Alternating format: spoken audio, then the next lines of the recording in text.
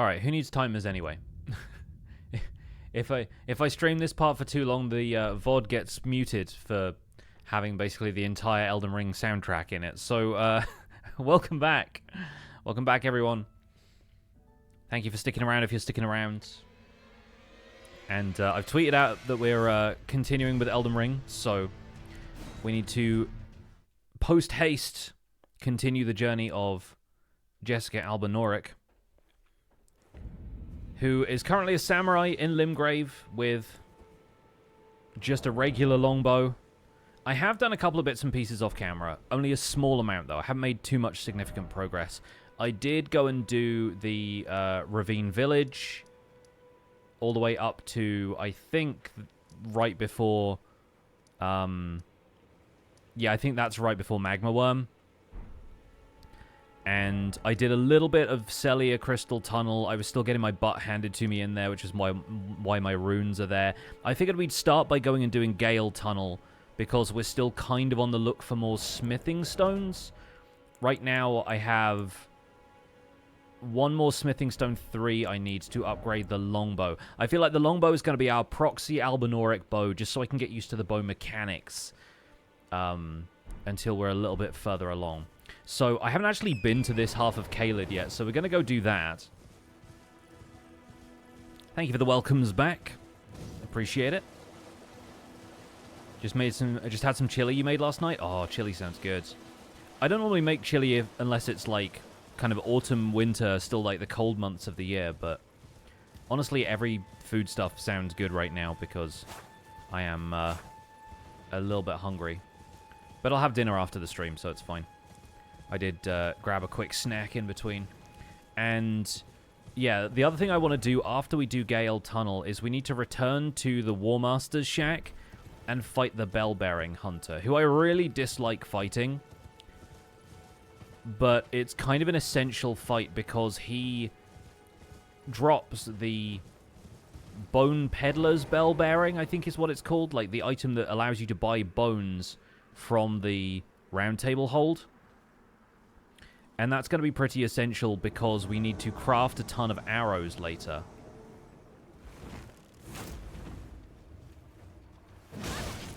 Oh, right, this is where I need to start, like, pretending that this is bow PvP, right? And doing this a lot.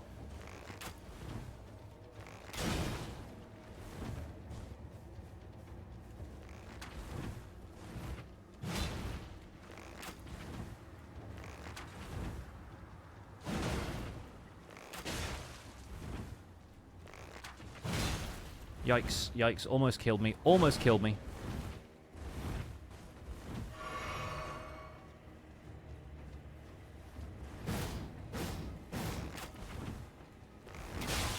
Oh yeah. Gotta get those headshots for the good poise breaks. Oh, she didn't do an attack, but she fully jumped me there. Oh, now she's attacking, now she's attacking.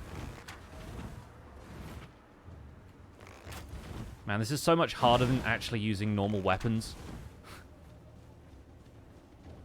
She's got a massive arrow sticking out of her eye. Doesn't care.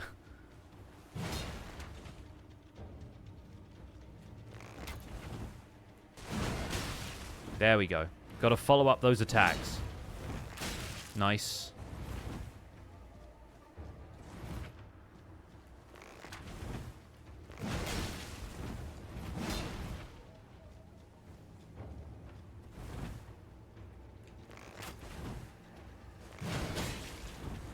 Get a headshot. Yes. She's one poke away.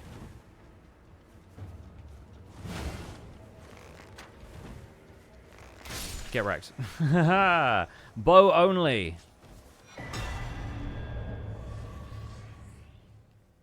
Oh god, the Bell-Bearing Hunter. I know, I know. It has to be done, though. I'm also not certain if one of these has an arrow recipe, but if it does, we need them anyway, so. Tis but a scratch.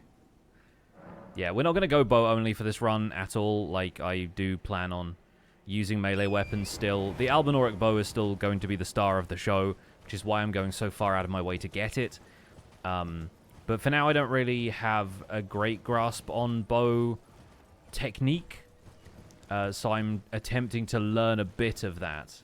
And what I've learned from reading a little bit online is that if it's a humanoid enemy, you go for headshots, and you can do those by jumping and shooting, which is also faster. That's what I'm aiming to do, at least. So from here, we can go to Gael Tunnel, which is literally just over this rock.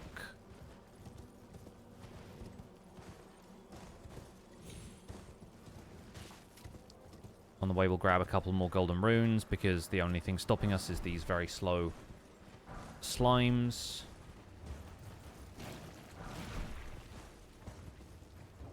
Not that they really give us much in the way of extra cash, but again, we'll do what we can.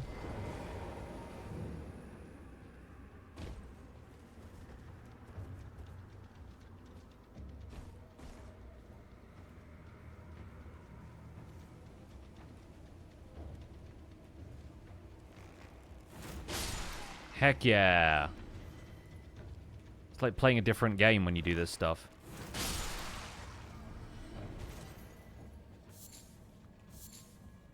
Alright, now then. Roll on down. Rolling on down to Gael Tunnel. And I believe that is our Somber 2, which I was missing before. So that's the other thing we're getting here, is a couple more Somber Smithing Stones. The dedication is real. Trying my best, man. Trying my best.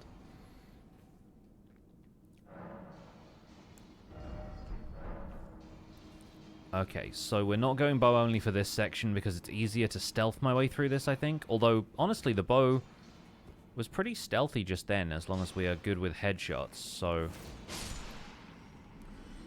might be doing this a little more often. Then again, these guys, I feel like aren't going to be as receptive to this type of headshot. I mean, still sticks them pretty good, but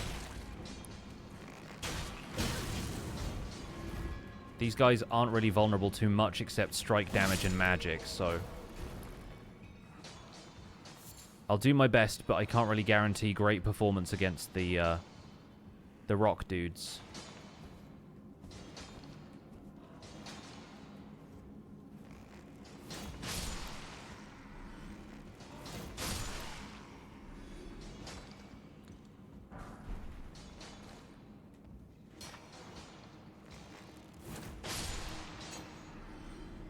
It doesn't even bother the guy who's sat down.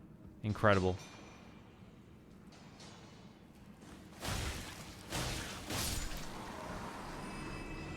I actually kind of like the idea of getting the Cross Naginata for this, because having some kind of spear weapon was a recommended way of farming the Albinaurics in the Consecrated Snowfield, which we will need to do if we are going to get the bow anyway. Okay, maybe not with the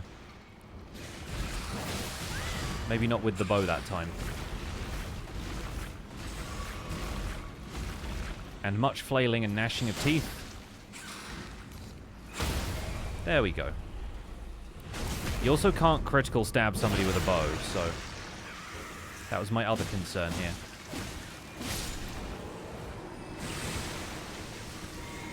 Absolutely not.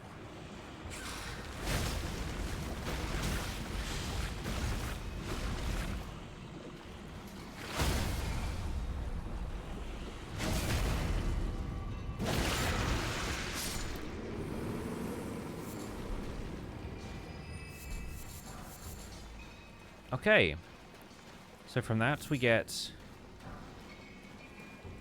this, and now it's a dex weapon, which is good because we're leveling dex anyway. We need slightly more strength, but then we can wield it with two hands. I've not tried this before. Impaling Thrust. It's got quite a cool moveset. It is a spear. Piercing damage will be helpful, I think. Obviously, the bow doesn't really do any specific kind of damage, but then the arrows do piercing damage.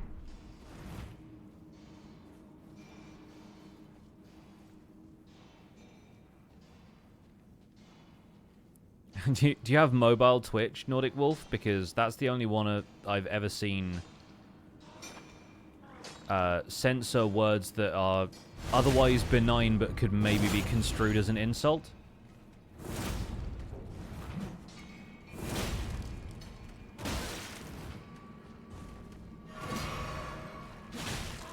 Yeah, okay, this is not great against these guys. Impaling Thrust is fun, though.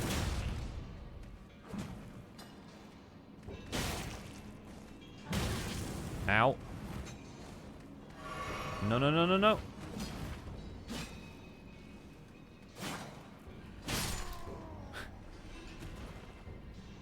Definitely not the enemy to use in this place. No, definitely not the weapon to use, rather, in this place. But, definitely picking up a few more smithing stones. We still don't have a +3 anywhere. Oh, here we go. Here's some bow opportunities.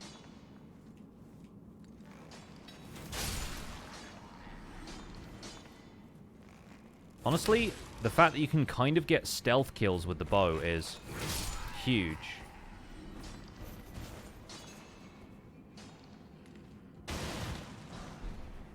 Another gold pickled foulfoots. More smithing stone 4s. We don't need the regular crystals. So we can leave these guys alone. Just make our way through here. Avoid him. Kill this guy.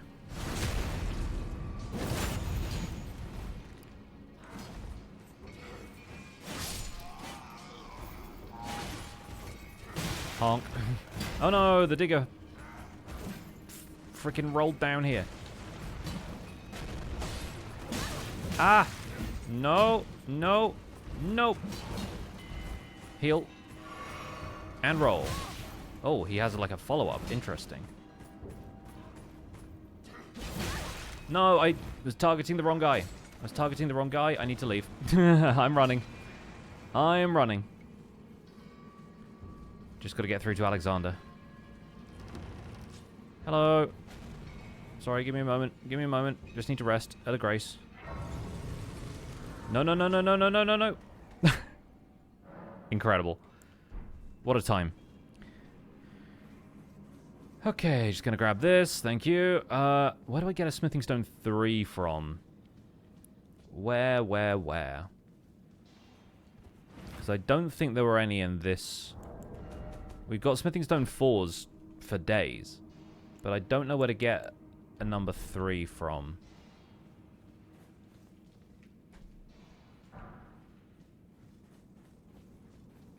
Oh, yes, this was supposed to be a dead end. What's going on here?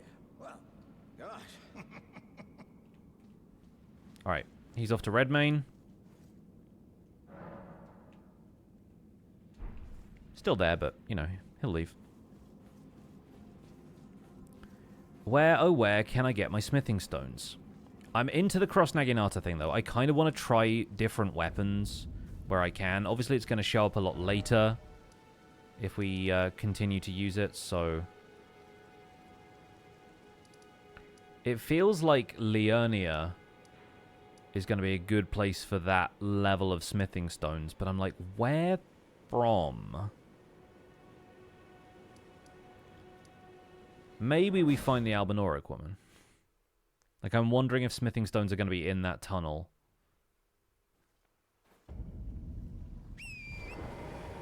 Which I always have a really hard time finding.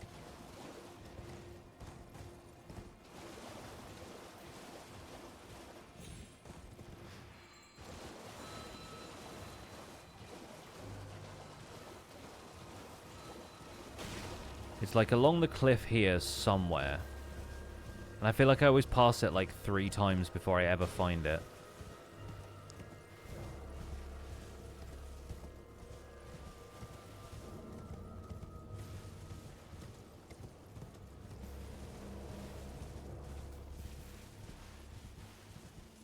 Yeah, here it is. feel like I always have to hug the cliff before I get here. Yeah, I've already done the Lucaria Crystal Tunnel, so I don't think there are any more stones available in there, is the main problem.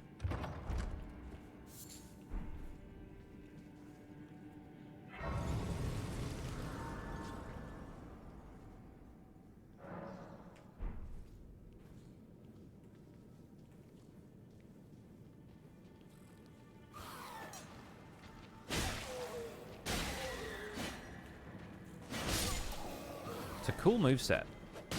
Like, still just excited by the moveset. I think people swear by power stance in this one.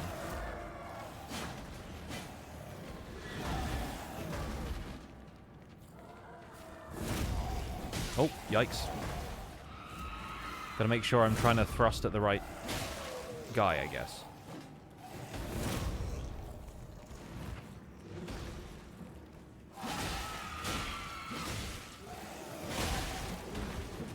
Yo.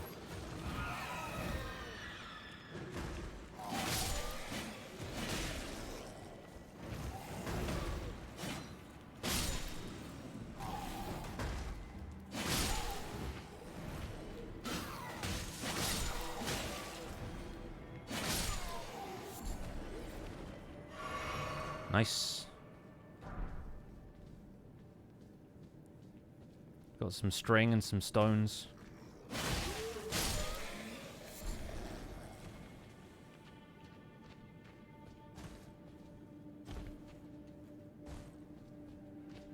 I think I woke up basically everybody in here when I just did that, so shouldn't have to worry too much more about enemies. There'll be one back here.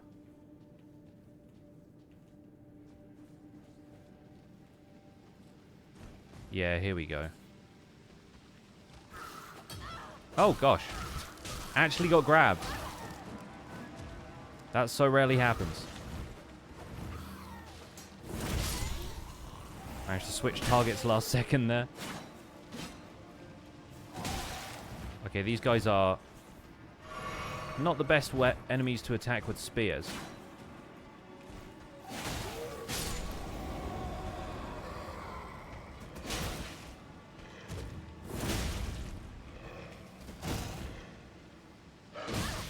Ow.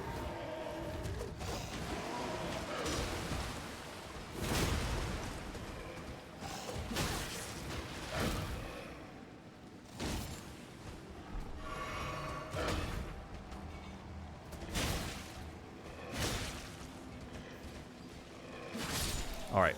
Fair. Not bad, not bad. What's in this? Spear Talisman. That's what we need. Oh, yes. Okay, cool. So we need these two still, but once we have Great Runes,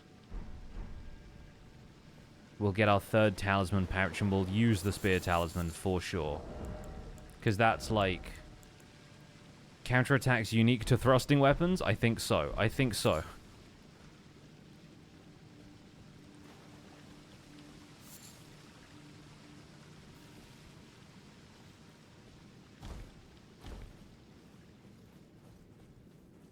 I'm still not wholly convinced that I can get a smithing stone from in here. Because this is obviously like a crystal tunnel, right?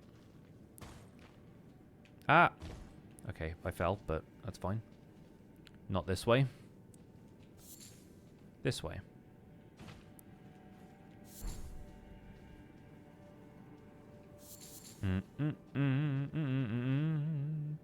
Now I have creator stuck in my head, and I think it's... I blame chat. It's chat's fault.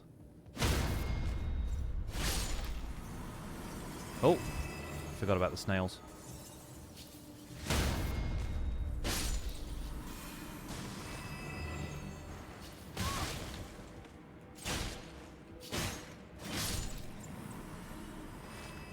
Problem is, like, with this part, I really don't want to fight Bloodhound Knight again. Especially when I'm still getting used to this weapon. But he is literally, like, the boss at the end of this.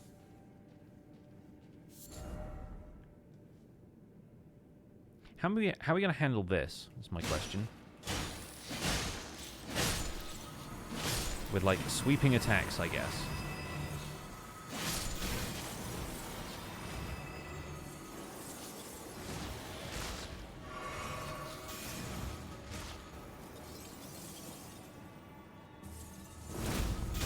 Ow.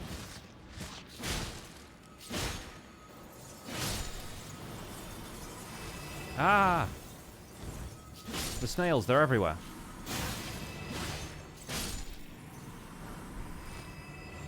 The puppets, they besiege us. Yeah, I don't really have great flasks or anything right now either. And I can't leave. So, I'm doomed, basically.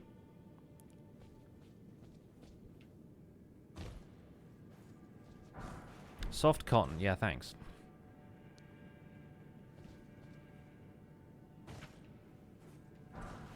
Smithing stone 4, 2. Either side, seriously.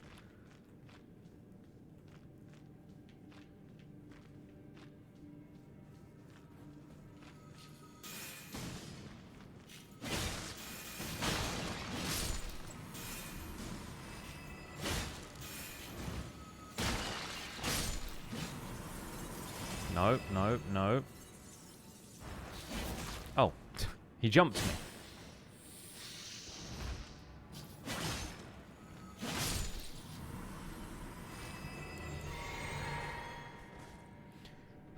Right. Question is, do we go more bow style for the Bloodhounds gang fight? We don't have a stake here either, so I'd have to come back through the entire dungeon. I sort of feel like we go back to Uchigatana. I know you can parry him, but I suck at parrying this guy. Like, maybe let's give it a try.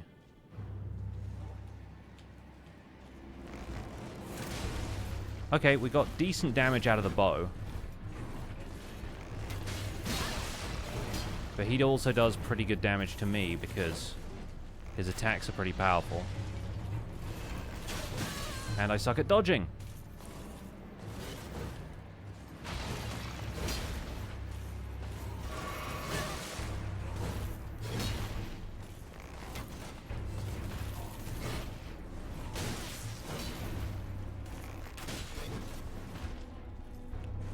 Okay, we're out of heals. We're out of time, we're out of options. Only option is to be good. Take our shots. Mighty shots when we can.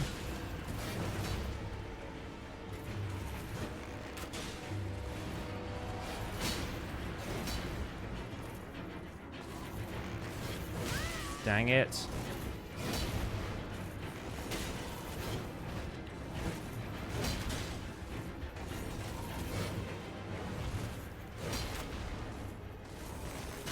Nope, nope, nope, nope. I mistimed that.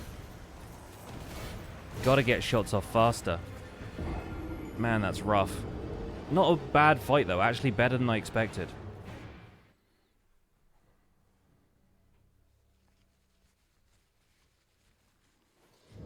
Oh, okay. Well, we can get down there a little bit faster now, I think.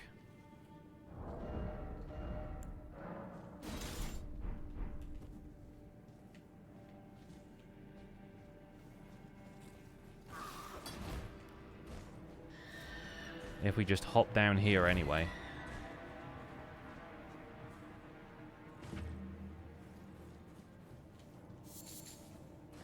Should probably activate the lantern so I know where I'm going. Get through all of the snails.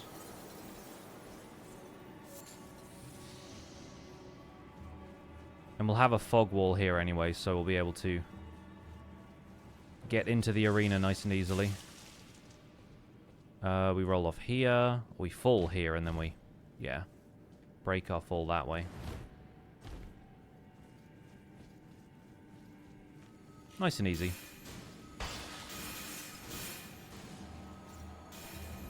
I was like in before one of them hits me on the way through.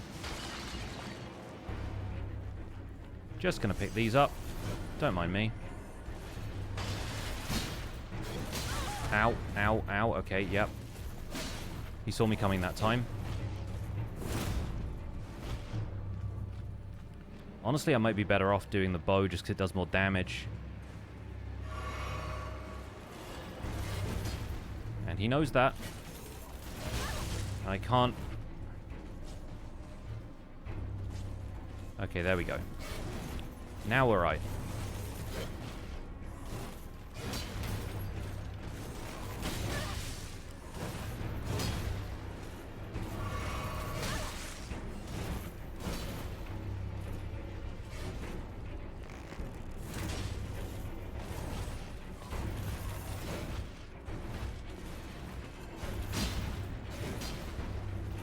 Shoot. Dang it. Nice. Okay. Okay. Get a heal in. Gotta dance with this guy some. Good. Couple of hits. Couple of quick hits. Stay light on your feet. Nimble. Like a gazelle.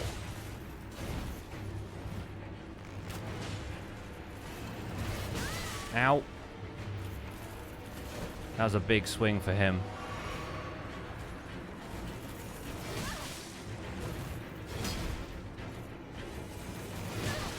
Mistimed.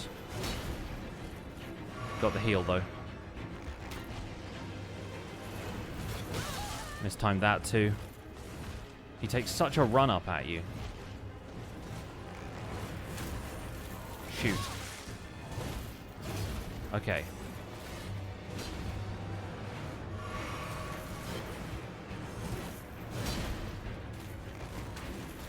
Oh. I hit the wrong button. I unlocked from him. That was a huge mistake. He's letting me get one for free. Not for free. Oh, the bow combat is tricky. Oh.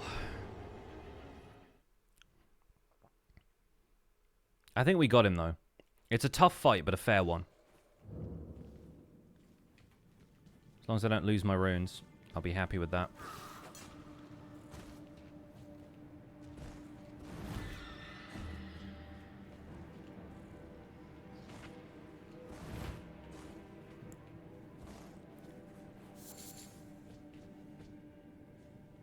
Graceful as a wounded gazelle. Gotta be light on the feet, like a cat.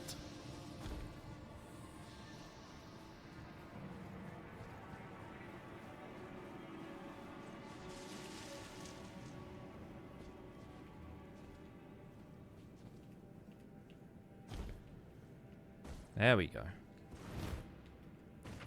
Tread lightly. Take no prisoners. Avoid getting snailed. We're in. Runes are a nice, easy acquisition.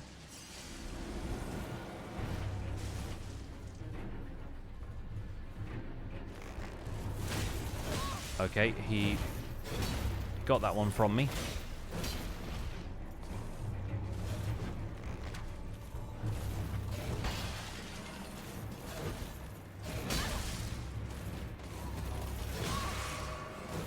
Barely managed to heal through that.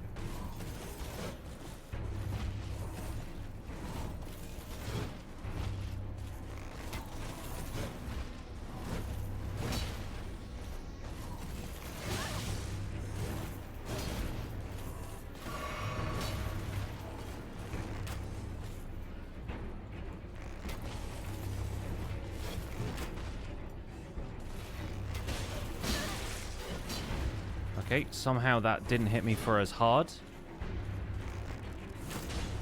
Okay, got one on the leg.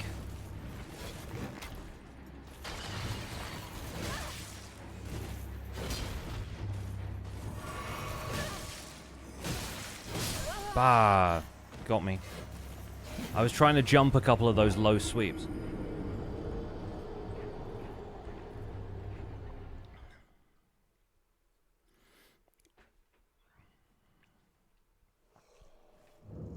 We're learning. We're learning. What I'm learning is that that guy will never hit me.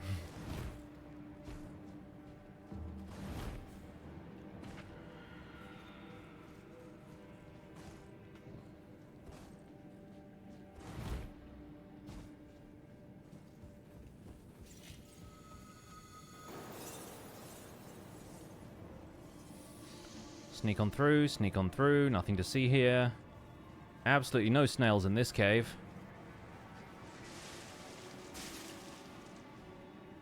Yeah, don't worry about it. Oh, okay, took the fall. Light on our feet.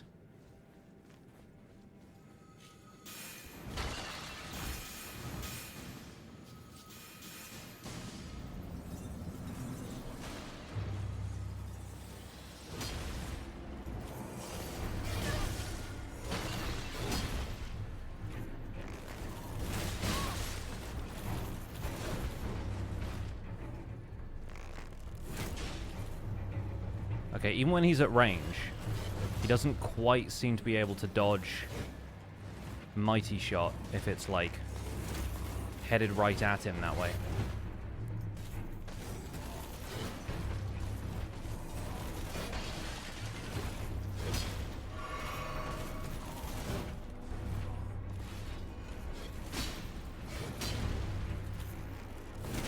Nice.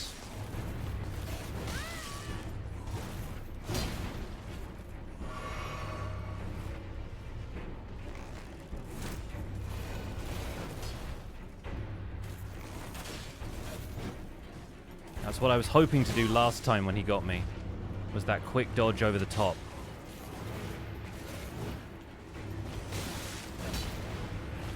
Okay, the blood loss is going to get me if I don't heal.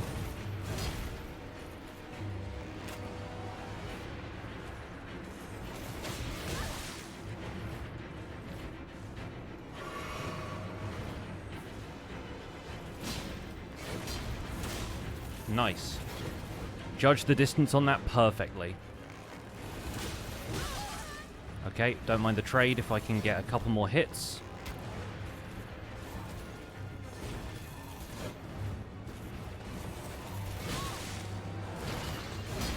Okay, heal please. Thank you. Luckily my flasks are quite good at this stage.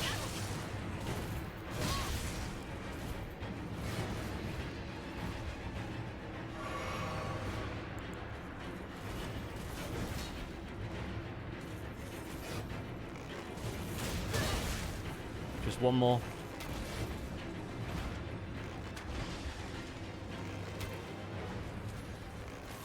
Yes. He got in close, gave me the opening. Not bad. Not bad. Pitiful amount of runes, considering how difficult that fight was, but I'll take it. Gaming! We are gaming. Absolutely we are. I've not been here before Albinauric Village before, so I don't know how Liurnia feels about me at this stage.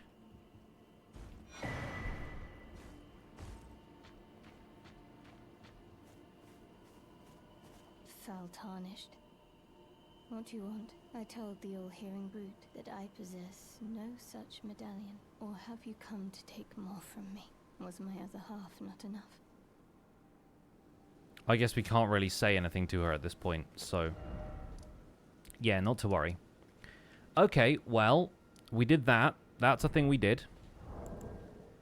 I think I can level up with the amount of runes I have at least, so... that we can do. Let's go to Warmaster's Shack. Ollie, I see you playing Elden Ring.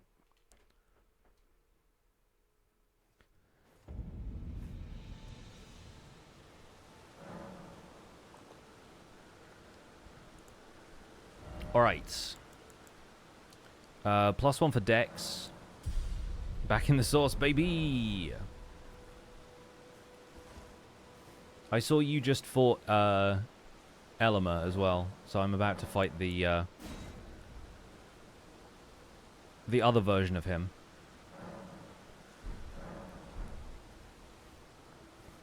Using Elima's weapon right now, it's such a cool sword.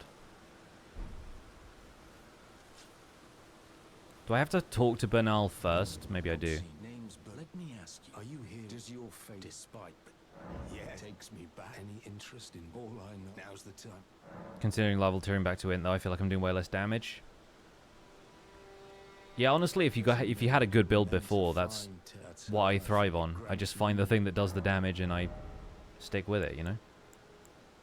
Don't really need much of this. Alright. Now, it is night time. I passed the time until it was night time.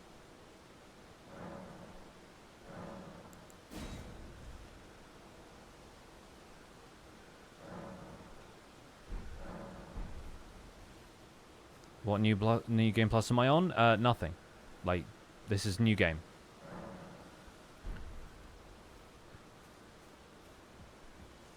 There you. Do I have to buy something from him Not floating well. in order to get the bell-bearing hunter to even show up? There you are. I will buy no skill. Well.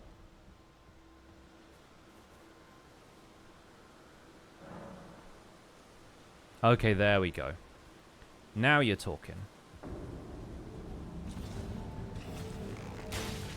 Okay, this isn't going to be good.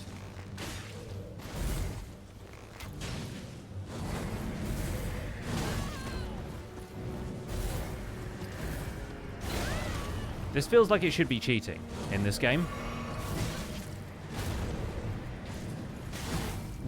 Didn't even know where the sword was. Yeah, I need to fight this guy with a melee weapon. I'm sorry. I can't do the whole archery thing when it's this man. He looks very ominous. He is.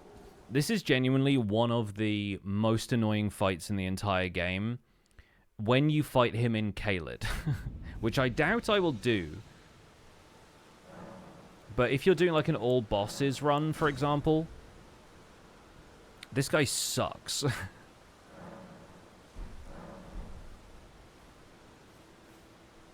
Let me try fighting him with arrows one more time. Because I think you can shoot him a couple of times while he's like spawning in.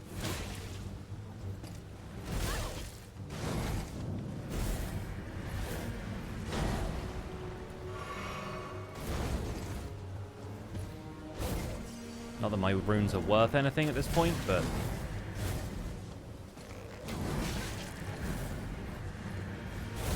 it's got such range. How does he do it? These arrows sticking out of him.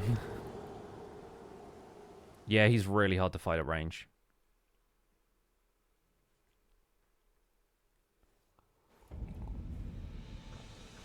What's up, Shoko? Welcome in.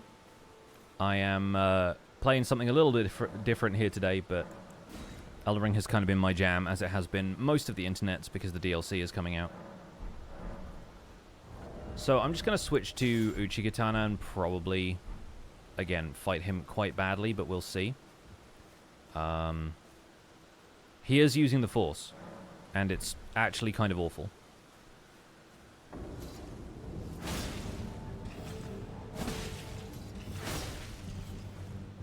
So we'll get a couple of staggering hits in. This will at least get us an opportunity to knock him down and then take a drink.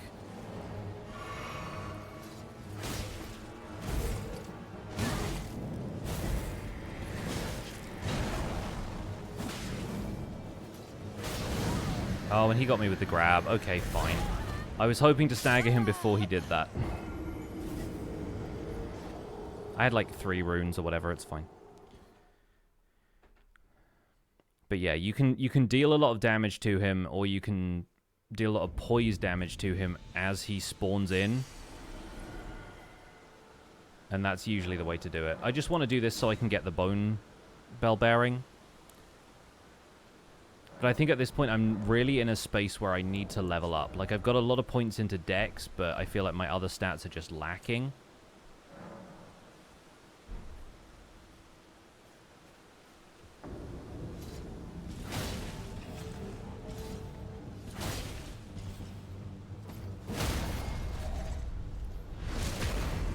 That's right. Okay, that one didn't land, obviously.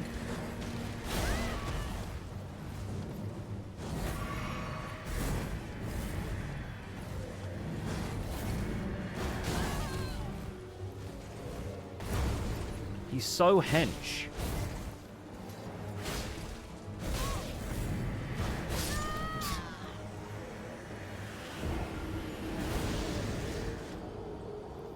Absurd behavior.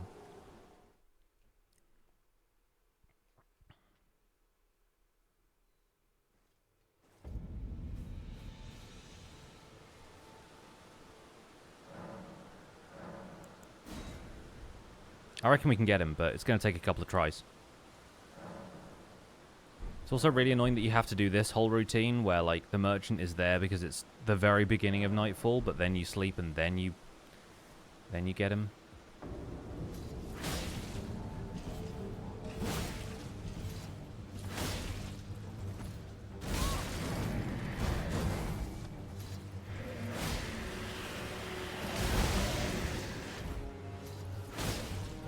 Why is he not staggering? Like, I did so much to him right there. He just didn't stagger. Like, I think maybe I would have broken his poise while he was still spawning in, and that just, for whatever reason, didn't register.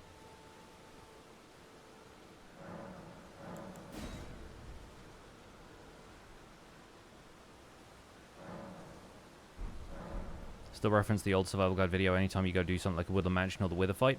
Well, I mean, there are new survival guide videos that do the same thing in newer updates, if you want to get the more up-to-date version.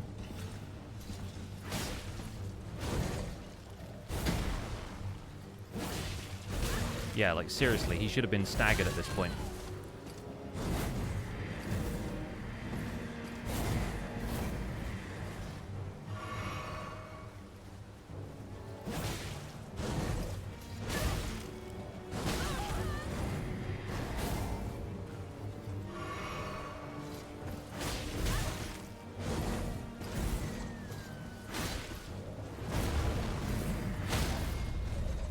There we go.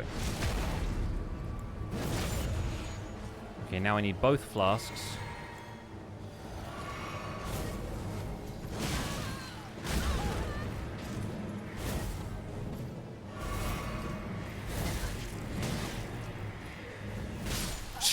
Come on. Rolled literally into it.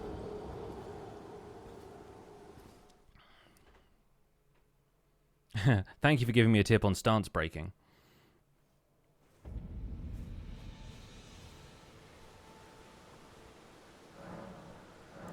This will be painful but necessary. Honestly, this would be going better if I had leveled up the katana at all, but I haven't, kind of deliberately, to try and avoid using it as a crutch. Unfortunately, on occasion it will need to be a crutch. See, that's what should have happened, and I think I missed the opportunity to poise break just because he was still spawning in.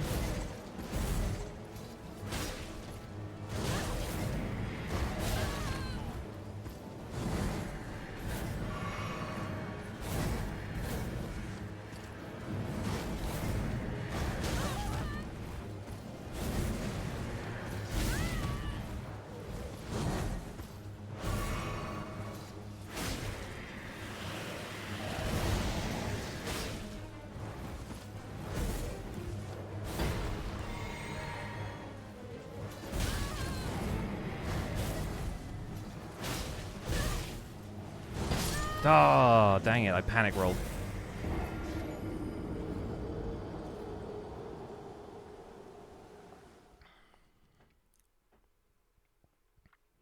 I panic rolled.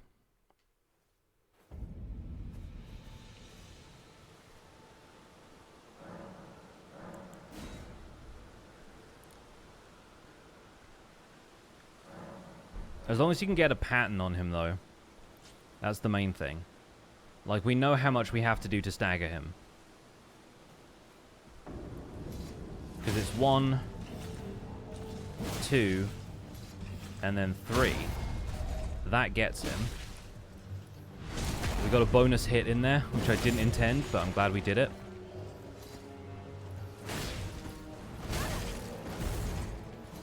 Two.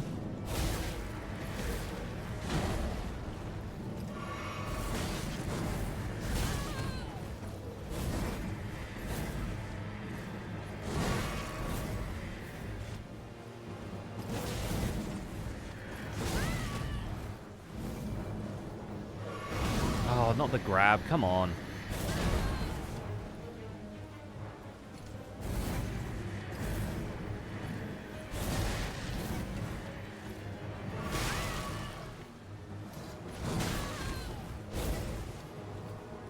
Okay, now I don't know where I am.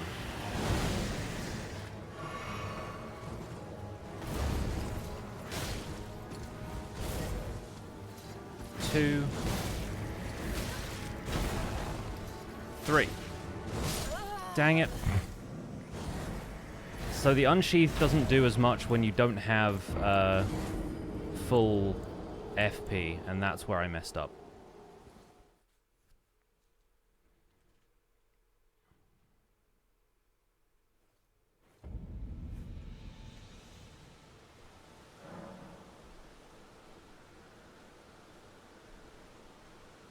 Right.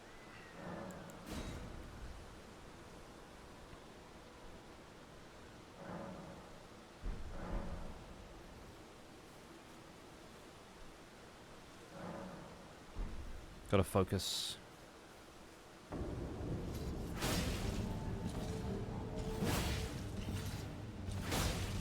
Okay, that time I missed it.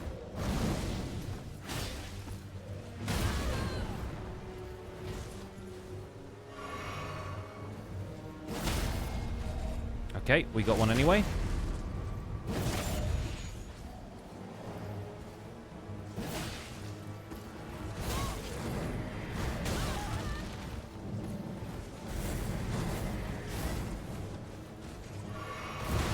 Okay, I was healing through that, so that's a shame.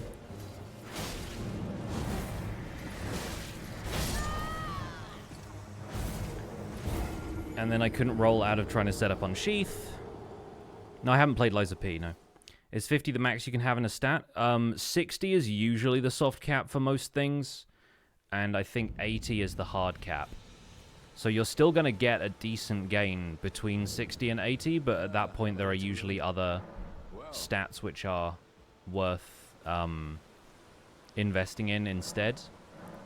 But like once you've got stuff to 60, get comfortable with the amount of vigor and secondary stats that you have, and then aim for 80 if you've got the extra points, I think.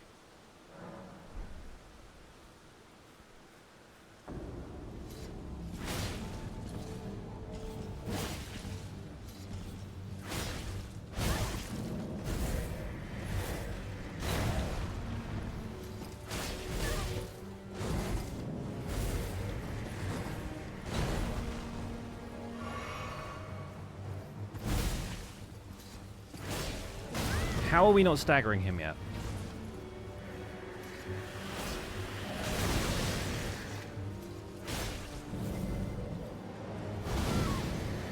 And how did that get me? Like, he's nowhere near you. It's so annoying. Running a cool 30 vigor, 1 Garank attack kills me. Honestly, if it's Garank at the Bestial Sanctum, I swear to God, that guy's so powerful. He's like, he does so much damage. I feel like, honestly, the game mercy kills that fight before I deal a lot of damage to him, depending on the build.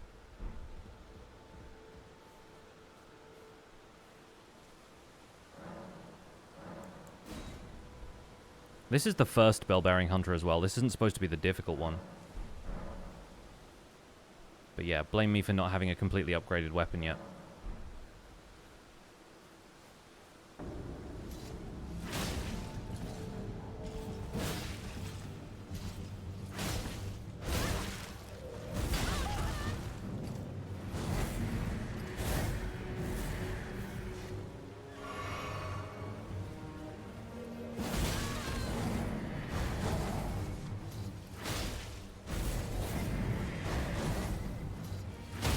Okay, I think I now have an idea of how much range is enough range. But this is still kind of rough.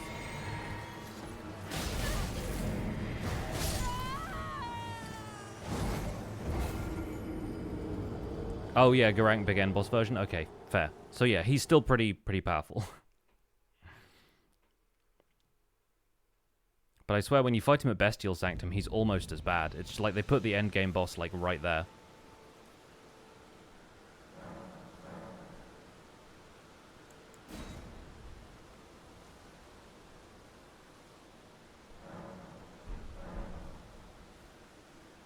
But yeah, I usually aim to have between 40 and 60 vigor with basically every stat.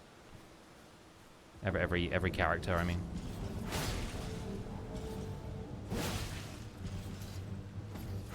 Okay, this time we get the early stagger because I actually let him spawn in before I did anything. Get another bonus hit.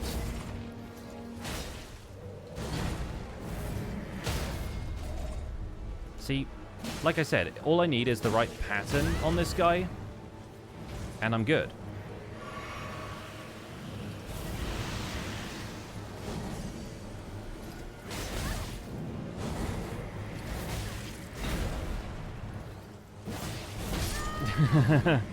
And then I squander my efforts.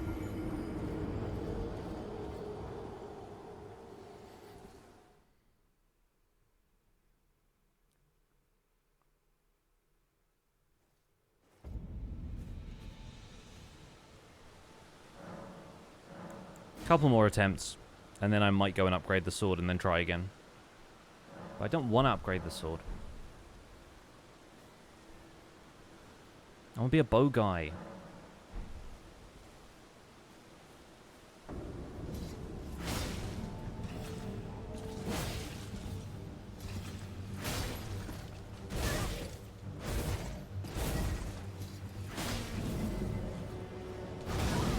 I rolled. I swear I rolled. Why do I need to fight this boss? So when you kill this guy, he gives you an item that you can use to buy unlimited bones at the round table hold, and bones are basically the most grindy part of crafting arrows, because you need like 2 or 3 bones per arrow a lot of the time when you only need 1 or 2 of the other ingredients, and I don't want to just run around killing animals all the time.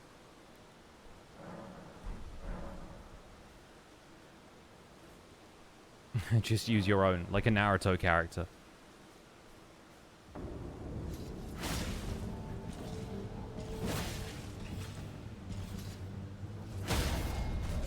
I want to use this guy's bones.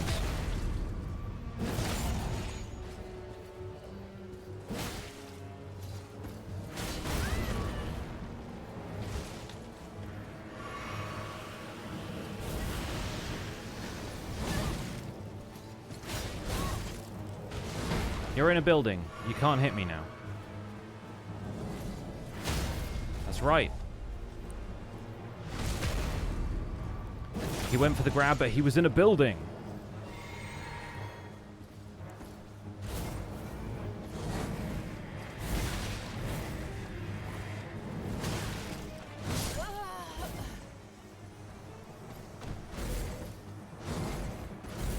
I'm peeved. I'm cross.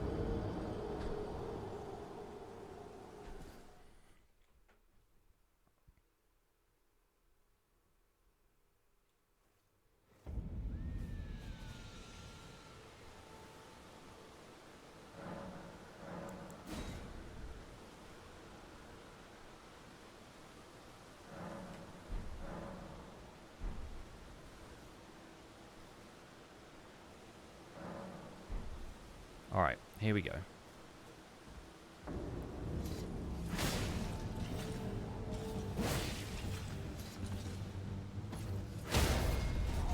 That's right, you thought you were getting a hit on me.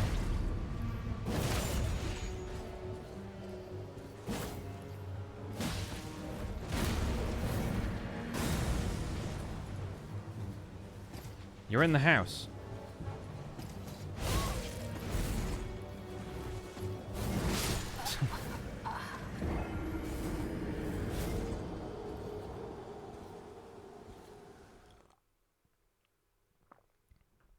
Yeah, I feel like trapping him through that one wall was working the time that I did it, and then it's not going to work if I try and do it intentionally.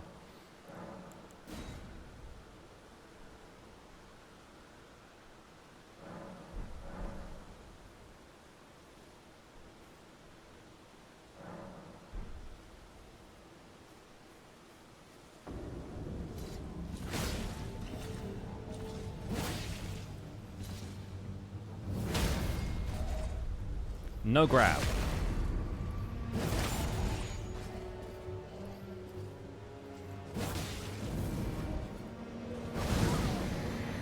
Come on, man, I was rolling. Rolling's supposed to get you away from that stuff in this game.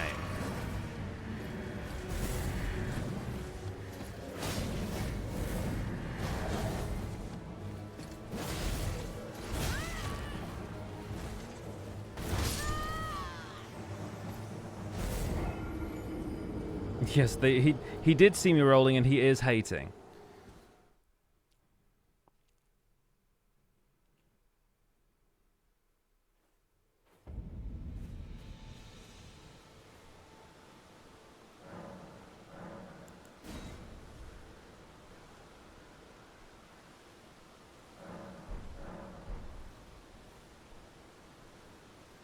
One more. One more, and then I'll upgrade the sword.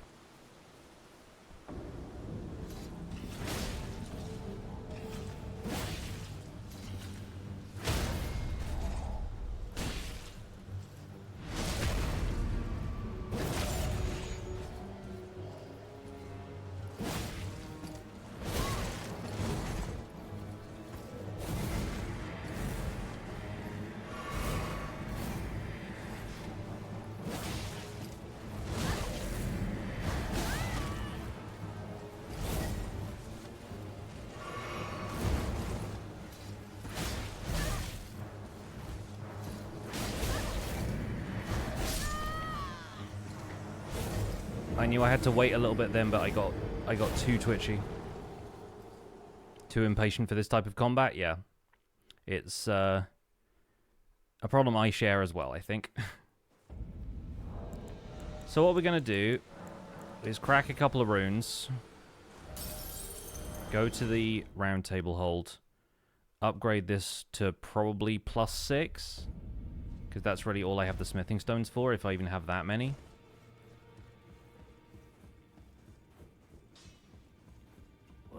Took you no matter it. Lay out your arms then.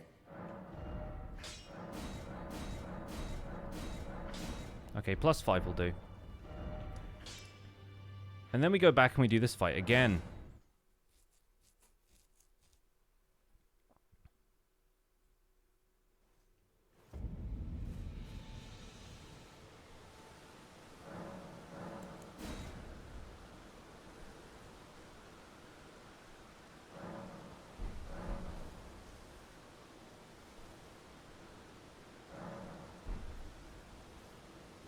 Alright, and this time hopefully it will go slightly differently.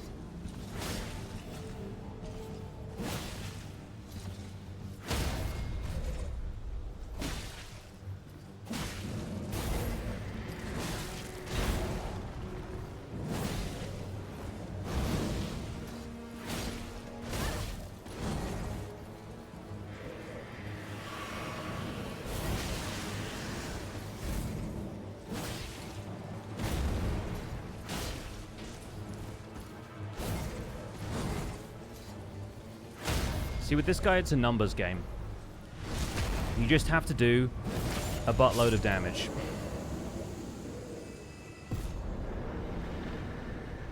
Literally all it is I'm a fool for trying it with such a low-level weapon.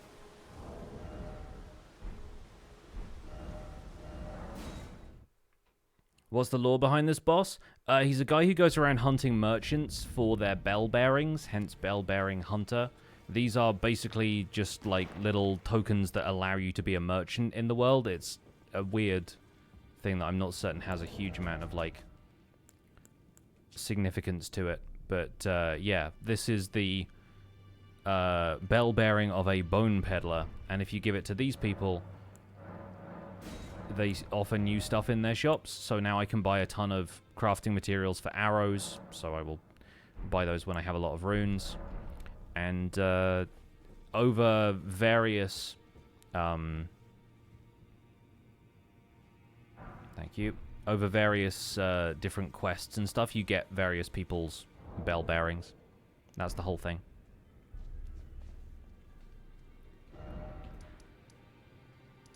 Right.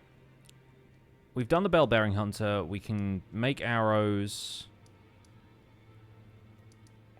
I want to quickly look up where I can get, like, 1 smithing stone 3, because then I can upgrade my bow a bunch more. And then we'll go do Stormveil. I've been thinking a bit about how I want to get the runes to get into Lanedale so we can progress the story. And I'm thinking we're going to do Godrick and probably Rykard. Smithing 3.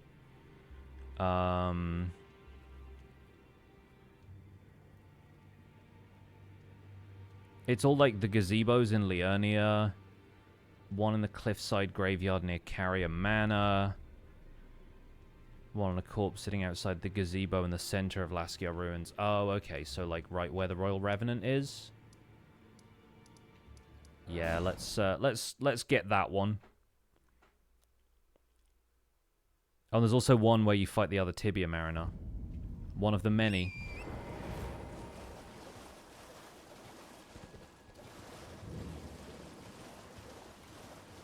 So this is awful and everyone hates being here because of these guys.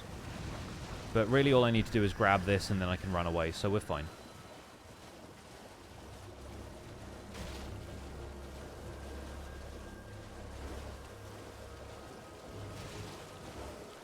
And when I say we're fine, I mean it won't let me open the map. So I'm probably not fine. There we go. Why so many lobsters? I know. The lobsters are absolutely awful.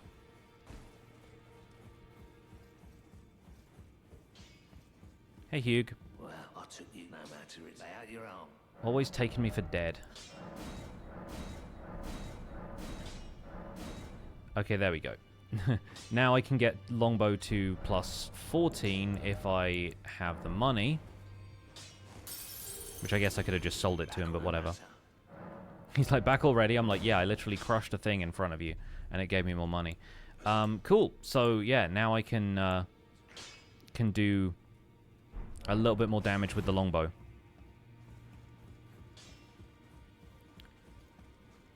And now, how many arrows have I got? 25 in storage, so like 100 or so. Yeah, I reckon we go do Stormveil.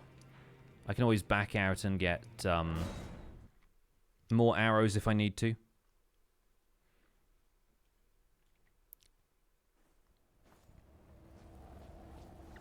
So we fought Margit on the last stream. Did pretty well, I think.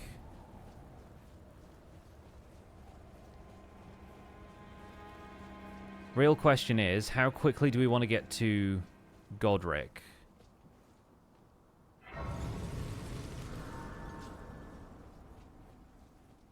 Do we want to go through the main gates? Because we haven't done that yet. But I also don't like doing that. Then again, I don't know if there's going to be anything really beneficial in the rest of Stormveil for the build.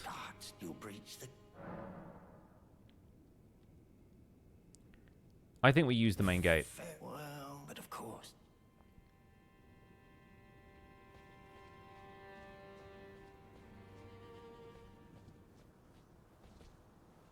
The gates! Open the gate!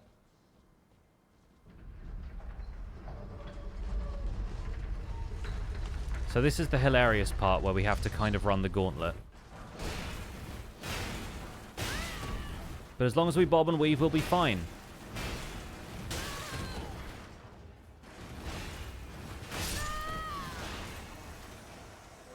Okay, good.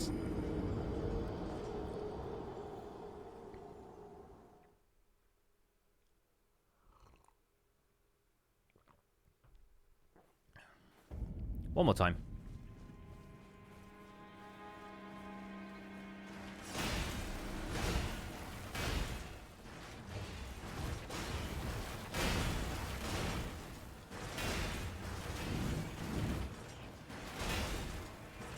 We're going to quickly go up here.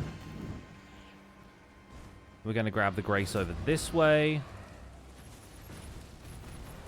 Ignore the Omen Lion for now. Yeah, remembering the 5 Ds.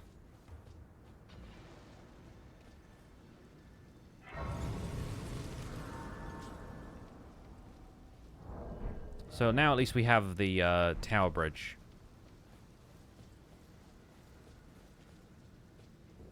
Yes, the one in London.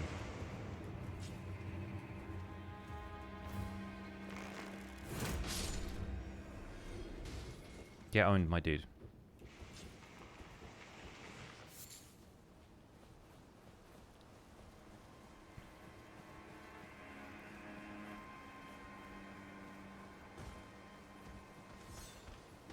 Miss me with that.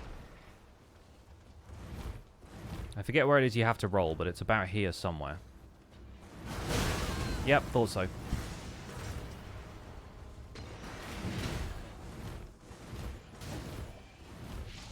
Nope.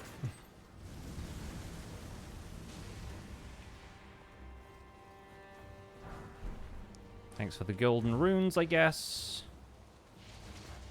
We'll get on through here. Probably grab lift side chamber if we can make it that far. Avoid the omen with the dog.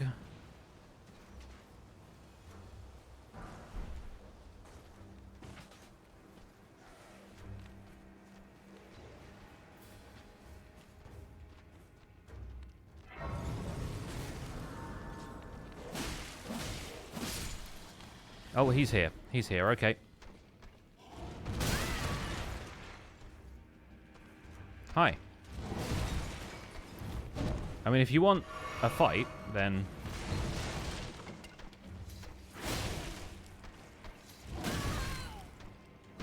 I did just fight the Bell-Bearing Hunter, so this guy's, not really a big deal. Have I thought about a new Skyblock series? Yes. Once we get back from the States and my brother-in-law Rob gets back from a trip he's going on in August, we are probably going to put together a Skyblock series. Because we are due to celebrate the 10th anniversary of my YouTube channel. And I really started with a Skyblock series, so...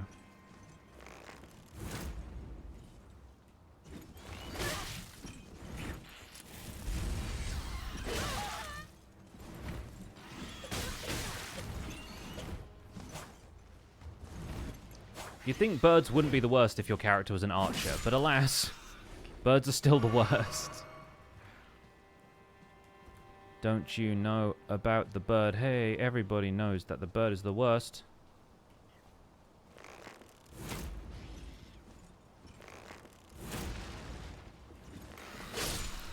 There we go. Are we actually going to meet Nefeli, like, at roughly the right time? To the back of the head this time. Cruel. I also completely forget that if you do Stormveil, you just get a very easy golden seed right here, so... This guy has no bells. No bells whatsoever. Be proud. You were a fine warrior. Well, who tarnished are you? I am Nefeli. I'm here by how utterly this grafting is tainted them. If you I ask you, the winds run from certain far. Alright. 4 smithing stone wands to make up for the ones that we spent on the swords.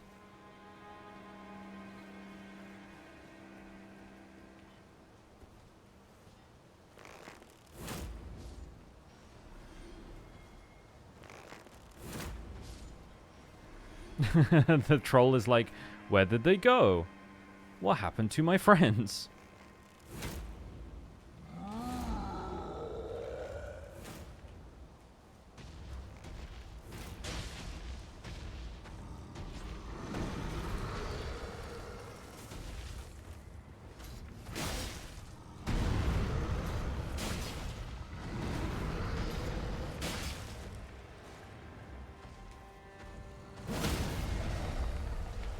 The Bell-Bearing Hunter genuinely is, like, the hardest fight in Limgrave, so... Honestly, I was expecting to have a harder time coming through here, and then I'm like, oh no, Stormveil is easy. Stormveil is easier than the Bell-Bearing Hunter. I mean, maybe Godrick might give me a hard time if I stick to the bow combat, but I mean... he gets the Nobel Prize. That one's actually quite good.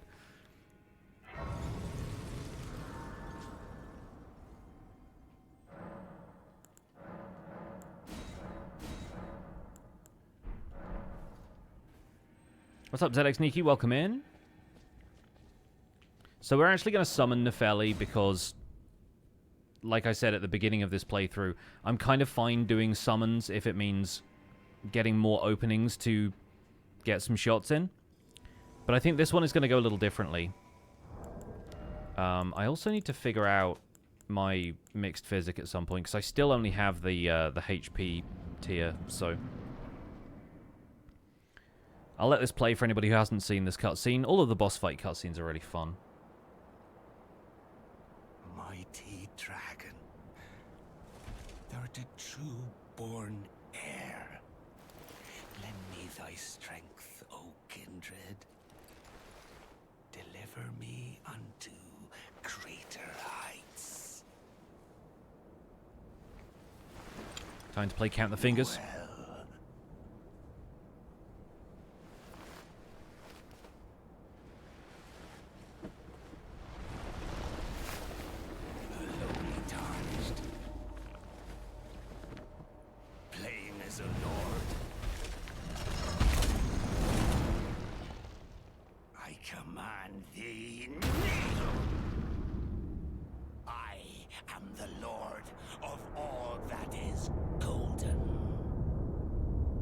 Alright.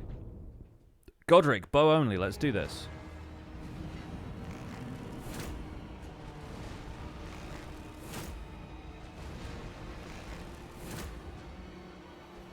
He went behind a tree. He's using pillar strats. Doctors hate him.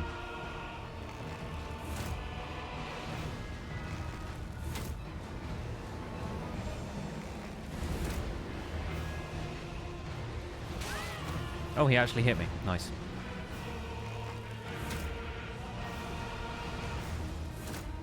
I think he's also now poisoned, so that's good. Nefeli, attack!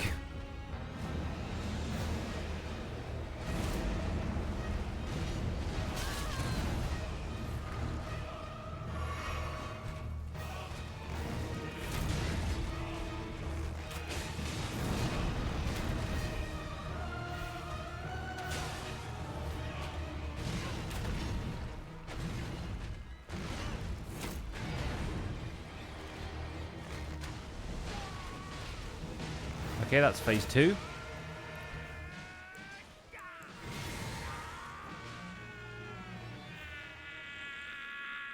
"99% of doctors hate this one simple trick. Poison, it turns out.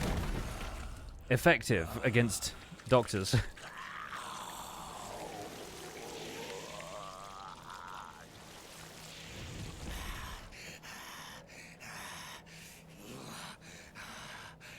Nefeli's like, can't I just look cool? Nefeli is like somehow the eye candy in this scene. And that's next to Jessica Albinauric.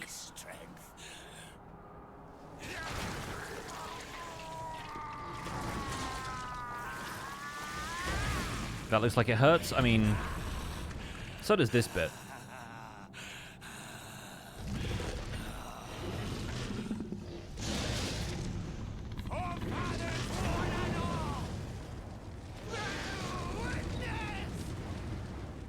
Actually, Dragon Witness, but never mind.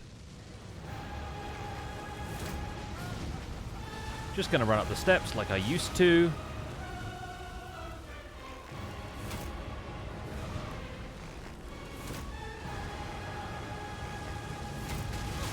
Okay, that one did hit me. Okay, fair. That's fair. He's still behind all the trees. Like, Godrick, come out.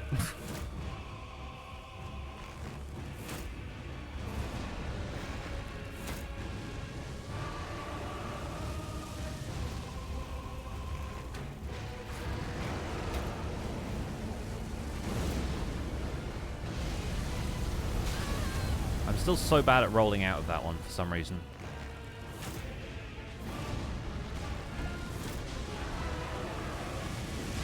Can roll through normal Dragonfire perfectly fine, but...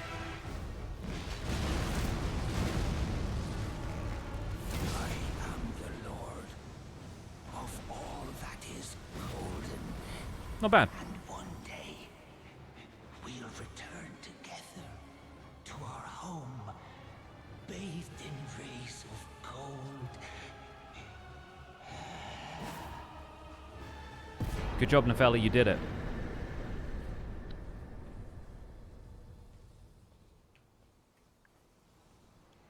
Yeah, GG.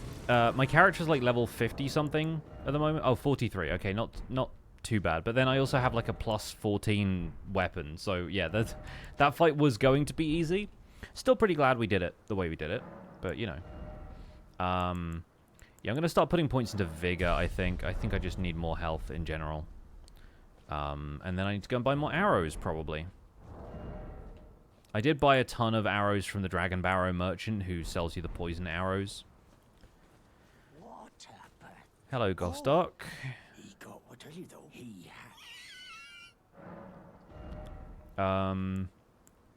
sells great arrows. He also sells Stormhawk feathers, so we could probably buy some of those for fletched arrows later. It's kind of nice to have the crafting ingredients now. Yeah, alright. See ya. Should you become a streamer? Do what you want, man. It's fun to do. Like, it's nice to be able to share gameplay with people, even if it's only a couple of people. That's it. We became the Elden Lord. Run over. Didn't get the bow, though.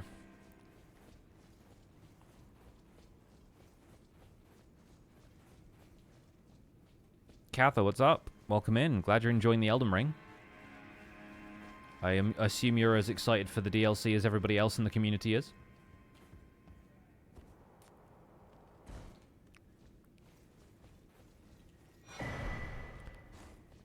I don't expect we'll do any of the Frenzied Flame stuff, but I always just like coming down this way and picking that up. Where do we want to go from here? So probably if we're going to go to Volcano Manor, let's at least get the map for Liurnia so I sort of know where I'm at. I hate Malekith. I'm sorry, man. I'm sorry. Do you want to summon me to help? I'll load up one of my other characters and we'll kick his ass.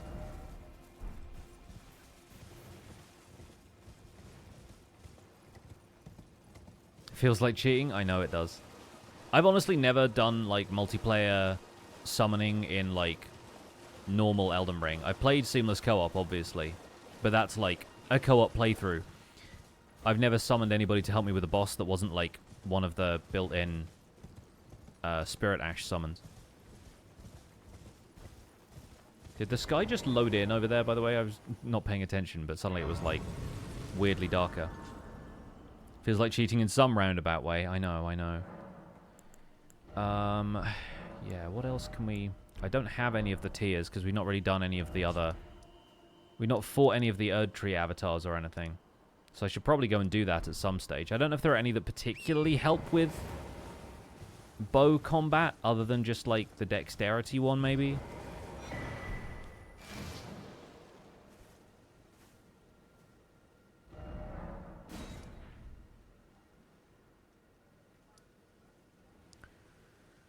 So here's the thing. We could fight Magma Worm and get from there to Altus.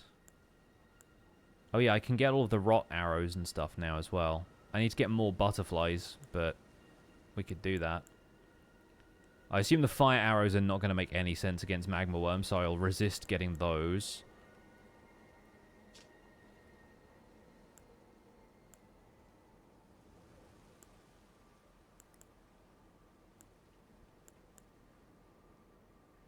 He does insane damage once you figure him out. He's trivial. Yeah, it's one of those things where you don't get the chance to figure him out super easily because of all of the damage he's doing to you and the amount of panicking you're doing in exchange. Is tricky. It's tricky. The other thing I need to do that I haven't done yet, so we should probably... We're going to go to buy some more arrows from this merchant. And then I'm going to go to Fort Faroth, and I'm actually going to get the Dectus Medallion, because we could just go that way. We can get to Altus anyway that way. Back unusual to this. Yes, you had something that caught my eye. It was poison arrows. Thanks. And now I have 16 runes, so we can lose those in Fort Faroth. Which is here. Yeah, so we'll get the Dectus Medallion. I don't think I've even done Fort Height in this playthrough. But then we can just go to the Altus Plateau anyway. And from there we will try and head for Volcano Manor. Because the Rykard fight we can just do whenever, however. Shakira. I think we can probably just upgrade the Serpent Hunter Spear and use that, because we don't have the bow that I want to use yet anyway, and fighting Rykard with literally anything else kind of makes no sense. Like, at some point I would like to fight Rykard with a weapon that I think we could actually win with that isn't the Serpent Hunter Spear, but it's kind of a freebie. Once you get past Godskin Noble and everything, you're good, so...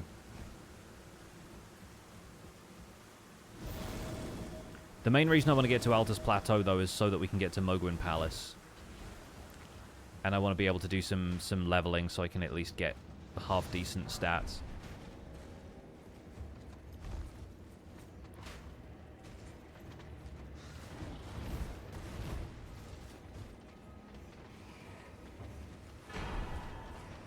And now the rat will kill me. Big rat or little rat this time? Little rat this time, huh? Big rat didn't even think about it. I hate the jiggle physics the Godskins have, I know.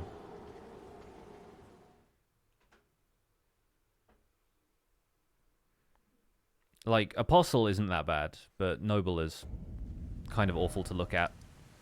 It's mostly the fact that when he turns his back, he's just got a belly button on his coat. It's awful. Yeah, we've already done Knight's Cavalry here. I am not at all interested in fighting Radahn bow only. That's like bringing a knife to a sword fight. In that they are the same category, he just has a much larger bow. We haven't done Castle Morn at all either. But again, Leonine Misbegotten doesn't sound fun to fight.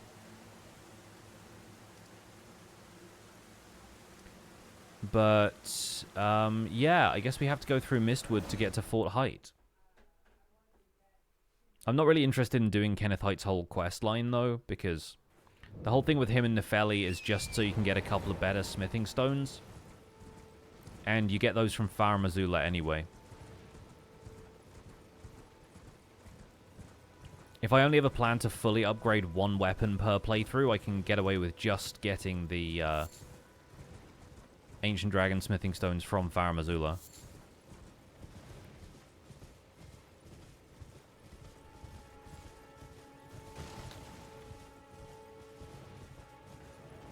Who drops a golden seed? Kenneth? I don't really feel like killing Kenneth either. You get so many golden seeds in other places. Honestly, I don't think flask amounts has ever been a problem for me in any of these playthroughs so far. Like, I feel like I've always ended up with a decent number of flasks. It's never about, like, can I still heal when it comes to the harder bosses? It's always, like... I never have that, like, if I had one more flask, I would have beaten him. It's much more about bosses doing lethal damage that I'm unable to avoid, but I still have like 5 flasks when they do it, you know?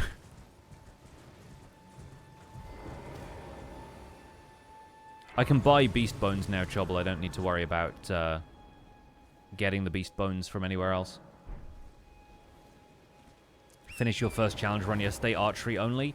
I am still not brave enough to do full bow only. I've seen a couple of people do it. I watched Biotic Nova do a bow only playthrough recently, and she's incredible at this game.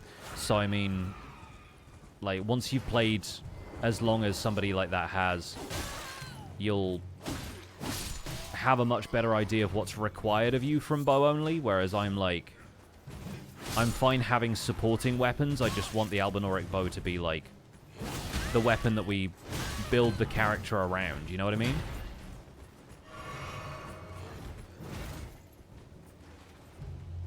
Obviously, right now we've only got the longbow, so I can only do this, but...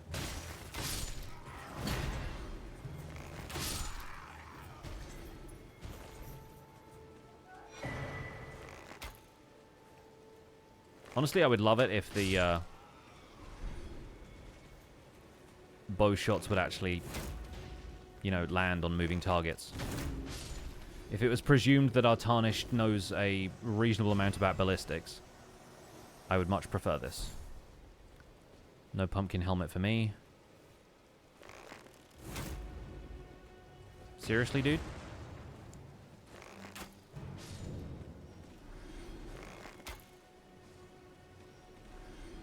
It is, I will say, quite satisfying being able to shoot those guys before they start pelting me with fire projectiles.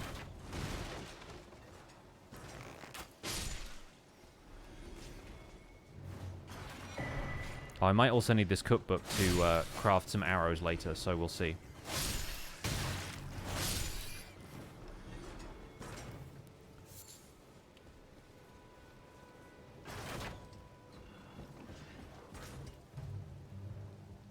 What's this guy on with? You having fun there, mate?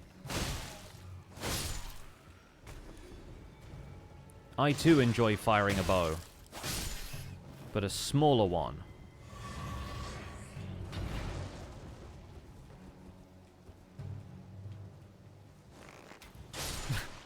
He just stood there. He just stood there, dude. So did this guy. Mighty shot goes through shields, and he wasn't even holding it up at the time. Anyway. Yeah, plus 14 on this bow, it's actually doing damage, which makes me happy, because I always thought of bows as being relatively weak, and I think they still are compared to, like, endgame stuff, but you're not doing, like, 1,000 damage per hit, but then I don't go for weapons that do huge amounts of damage. I go for DPS if I can, you know? I'm not about seeing big numbers unless they're big numbers repetitively. Right, we have Fort Height now. We have Blythe in the Mistwoods. Don't know if we're really going to interact with Blythe much. Instead, I think we go to Bellum Church and we just take the Grand Dectus lift. We can't enter Lanedale yet. The Two Fingers won't let us in, but we can go elsewhere on Altus. And that means that we can fight,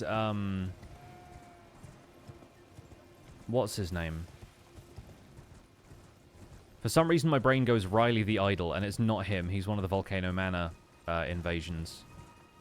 It's like Beast Claw Marcus or something like that, right? That's what his name is?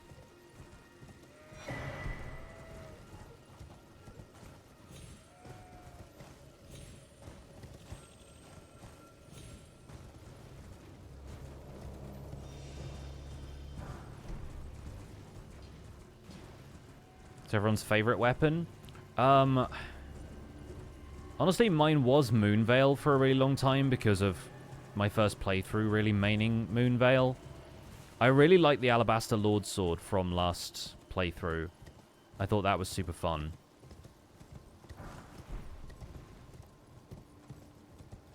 But I'm very curious to find out what my favorite weapon ends up being after all of this. I think my favorite weapon is probably now the Spiked Cestus, just because I love that playstyle, but I don't know for sure if it's going to stay that way, you know? I think I'm going to love the martial arts skills that you get in the DLC. Shall I shed? In Marika, the Earth Tree governs all. Become one to wallow at the fringes. Cool. Let's go, baby! Oh, wait, hang on. Hang on. We can fast-track Volcano Manor, can't we? I was missing a trick here. We need to go and meet the Prawn Man. Either Moonveil or Wing of Astel. Ask Ollie what his favorite weapon is right now.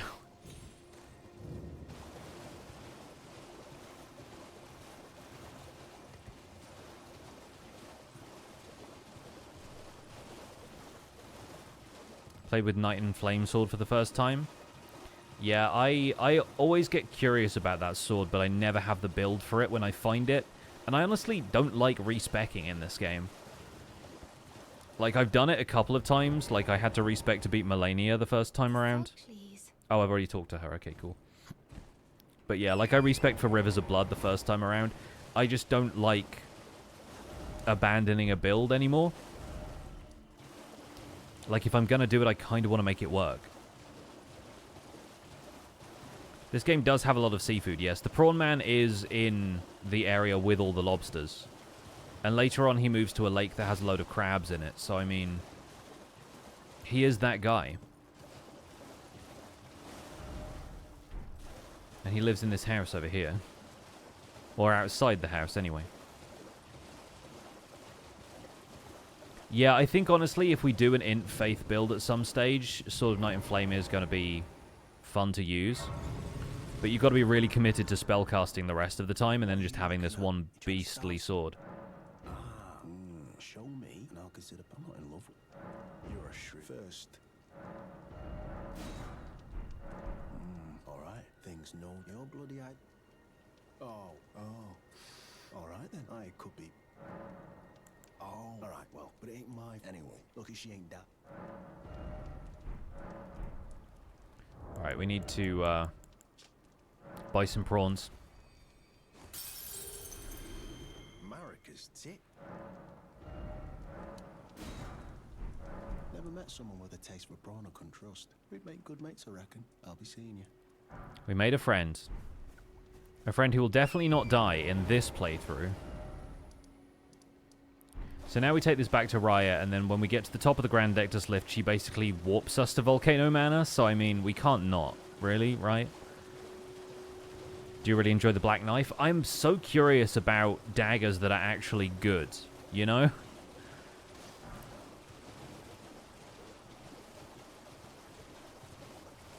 Like, we have a couple of dagger playthroughs coming up in this list, and I'm so curious. I've heard people really like the Ant Spur Rapier as well, and that's another weapon that I have never tried. Oh yes, thank you, kind. Did I forget to?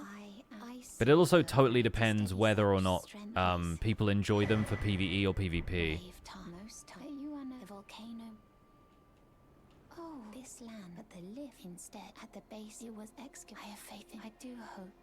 It's also really funny to me that Raya tells you about the alternate way of getting to the Altus Plateau, but then she's waiting for you at the top of the Dectus lift, and I'm like, which is it, my dude? Do you want me to take the Ravine Village? Do you want me to take the formal, like, elevator? The Ravine Vale Village, this is basically getting to Shinra HQ in Final Fantasy VII, and the Ravine Vale Village is the stairs. And this is the elevator. Except without all of the fighting dudes you've got to do. Any dagger can be strong if you have Black Flame Blade. That's fair. That's also fair. We know what the elevator does. Thank you. Poise breaking is really important in this game. You'll almost never be getting that with daggers. And the whole point of having a dagger is to crit. Like, that's one of the things that's really good about daggers, is they do really strong crit damage. So you have to have something else and use the dagger as a support weapon. I've been waiting. I knew you had. I hereby and take my hand. Give me your hand. I will pray.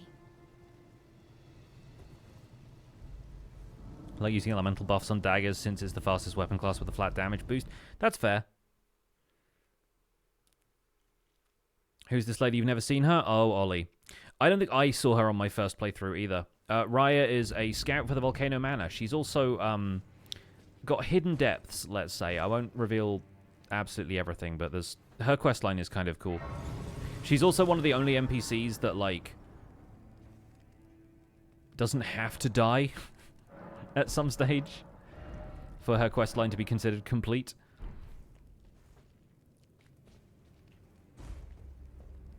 I also have not met Patches, so I don't think Patches is going to be here either. So let's talk to Tanith, do the thing. Brave. I am Tan Rias, a warrior. Perhaps. Will you joy accept rise with us? Interest now you the drawing room, but be sure. Nice. I think I have seen Dialos in Liurnia as well, so...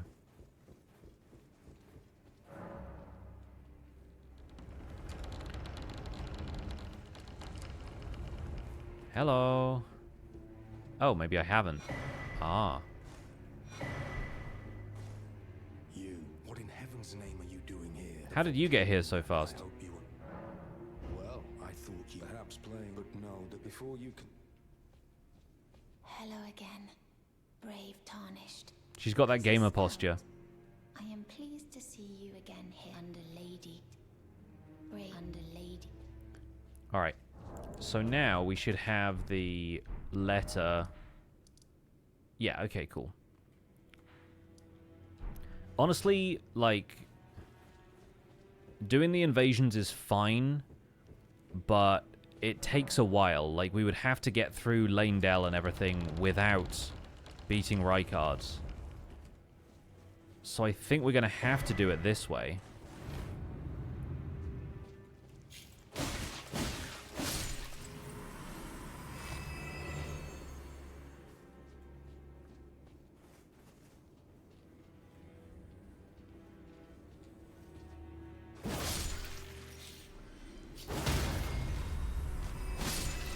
You ever stun a snail with a sword, chat?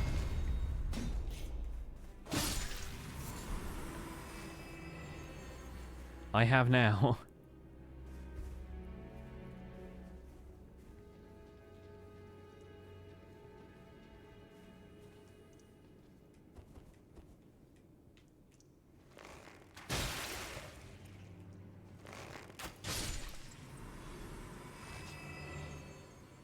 Does anyone want to hit a wall 50 times for me?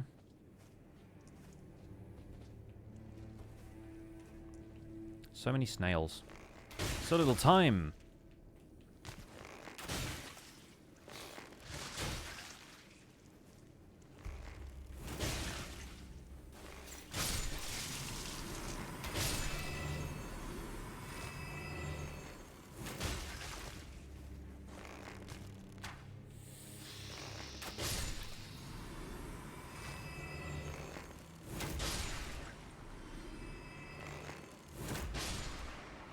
Okay, okay, fair. Is it still bugged? Yes.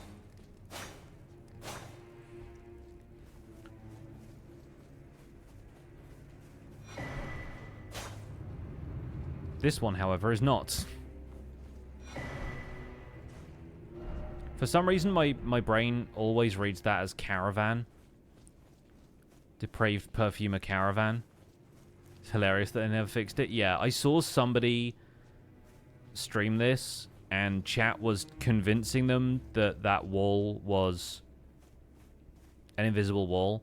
And I think they'd maybe heard about it, which is why they even bothered believing chat. But, like, once they started doing it and it didn't break, I was like, chat's trolling. Like, they've patched this and they've removed, like, the whole thing of the wall actually being an invisible wall. But, nope, turns out it still does it. Oh, we just fought you and I was bad.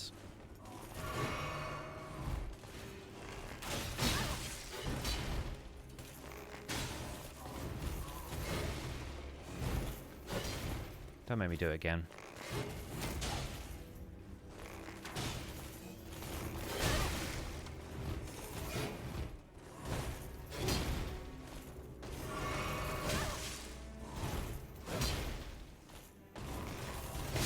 Oh, boo. Never mind. Next time I'll just hit him with a sword, but I like trying stuff with the bow.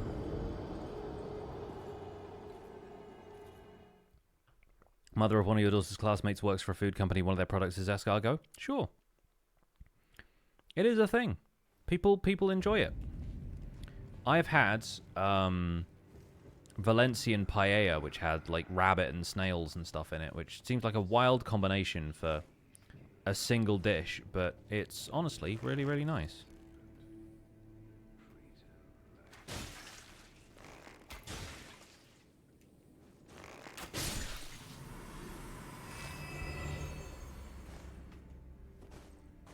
Why these guys and snails hang out so much. It's funny because all the snails in this game are much more serpentine. There's a good reason for that around here.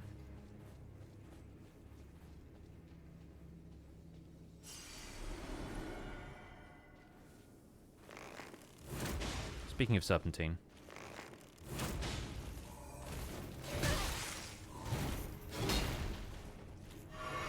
That's what I should be doing when I fight this guy.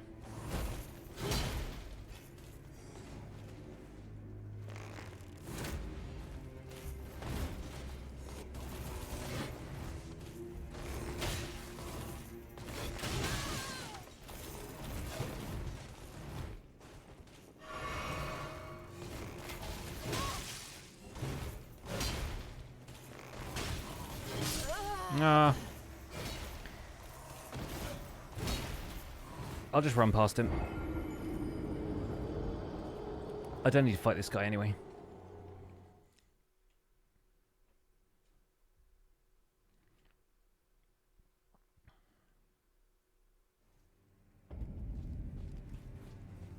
My other problem is, like, arrows being a finite resource, I am going to run out of them sooner or later, so I would rather... Excuse me. I'd rather do that at a time when I have more runes, so that I can buy some more. Just gonna sneak past you, don't mind me.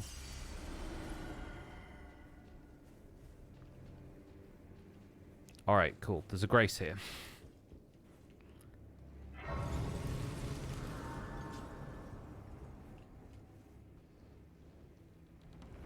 Just went to sea for 2 hours? Nice. How was that?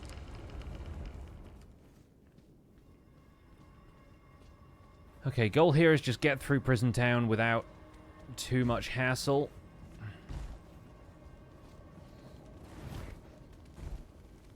And these guys are here to hassle me, so I'm gonna just avoid this.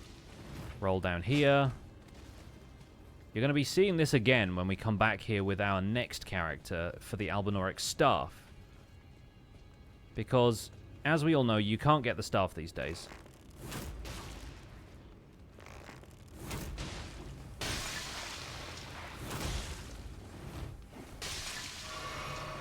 So the Cloud of Poison still deals a lot of damage, it turns out.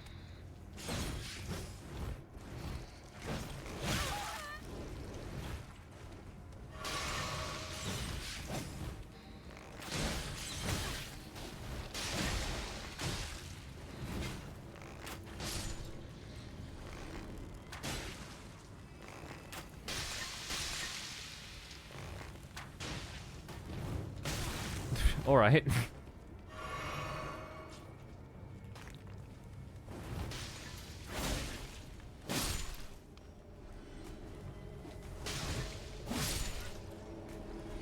Thanks for that.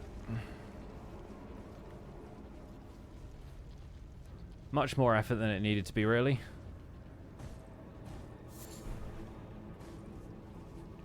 Oh, no. Not you. Go away. Don't want it.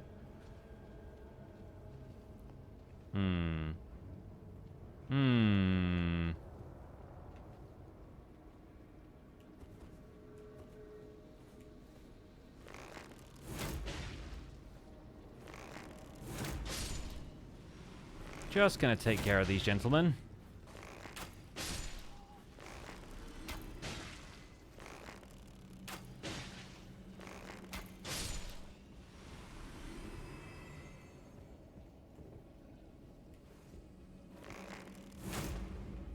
What? Hello? Just completely lost my targeting on that one. Did he just, like, die? I'm so confused.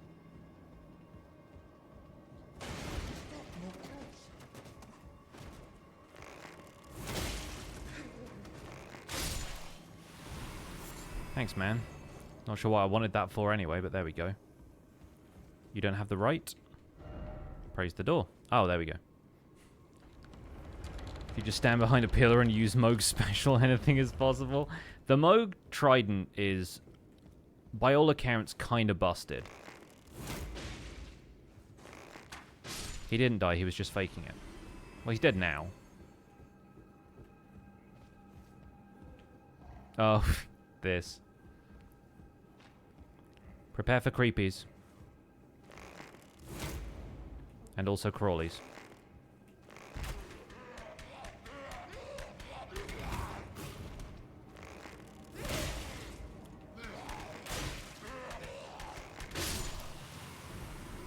Thanks, man. Works 50% of the time. 50% of the time, it works every time.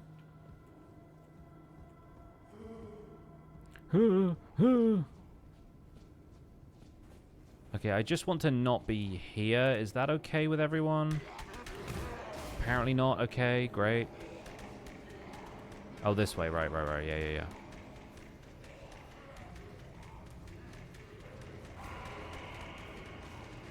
Listen, can we talk about this?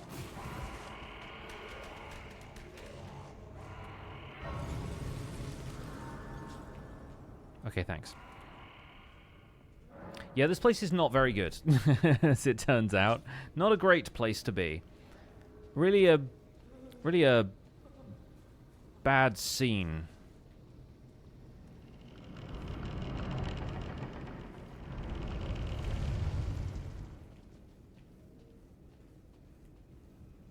Descend.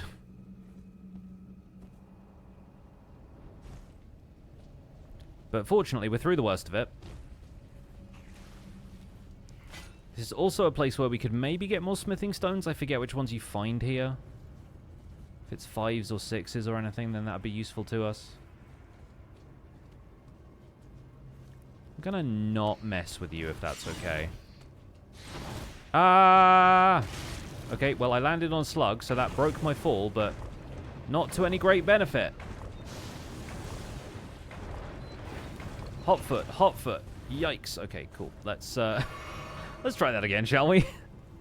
Let's try it. Let's try that again. Let's try actually getting in the elevator instead of rolling directly through it.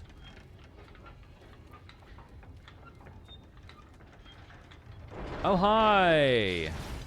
You're still here. Very good. Okay, luckily these elevators counterweight each other.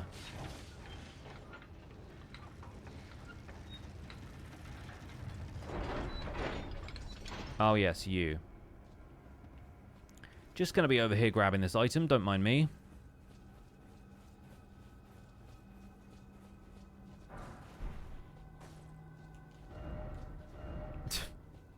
Absolutely not.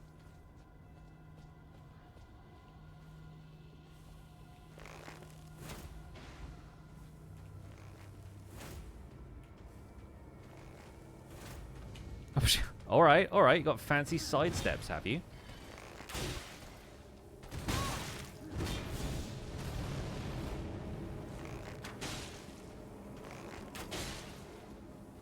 Still gonna be poisoned in a minute, mate.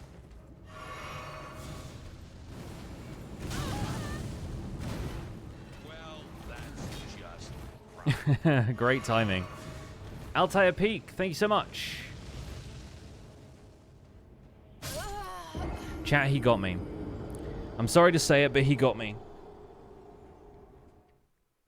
That's poor environmental awareness. We're fine. It's okay. We're good.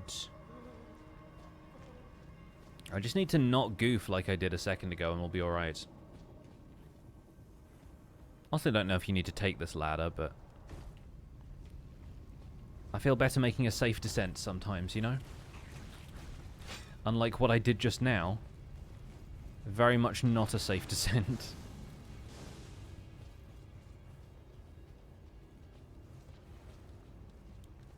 Once again, I am gonna have to squeeze past you there.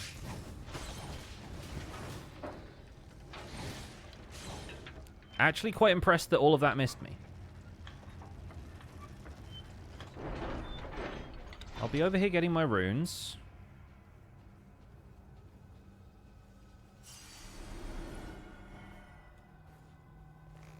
Ezio Auditore over here.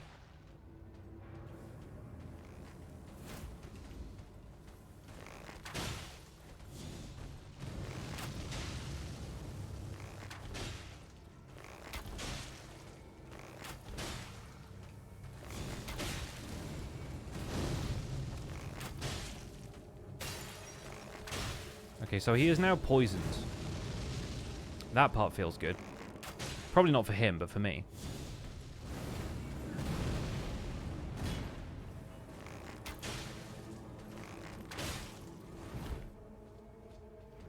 How you doing there, bud?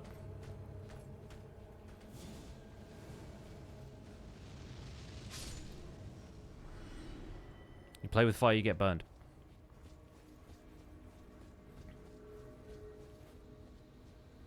I've been watching you for a little while. Totally forgot how to Prime sub. Hey, thank you so much for spending it here. I appreciate that. Push the liver, Kronk. Okay, so now the big question is, can I beat Godskin Noble with just a bow? Can I beat Godskin Noble at all? Were we in Assassin's Creed there for a moment? I mean, Altair is apparently in the chat, so...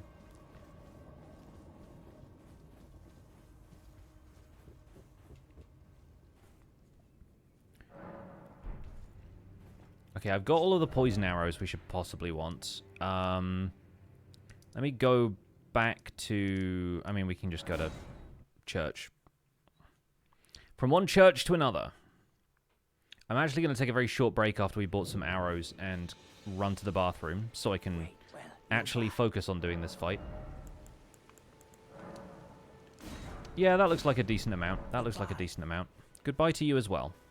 So if we can't beat Godskin Noble, if it seems like it's not doable, I will probably end up just doing Varre's quest instead, because that's at least something we can do pretty easily now that we have access to Altus Plateau.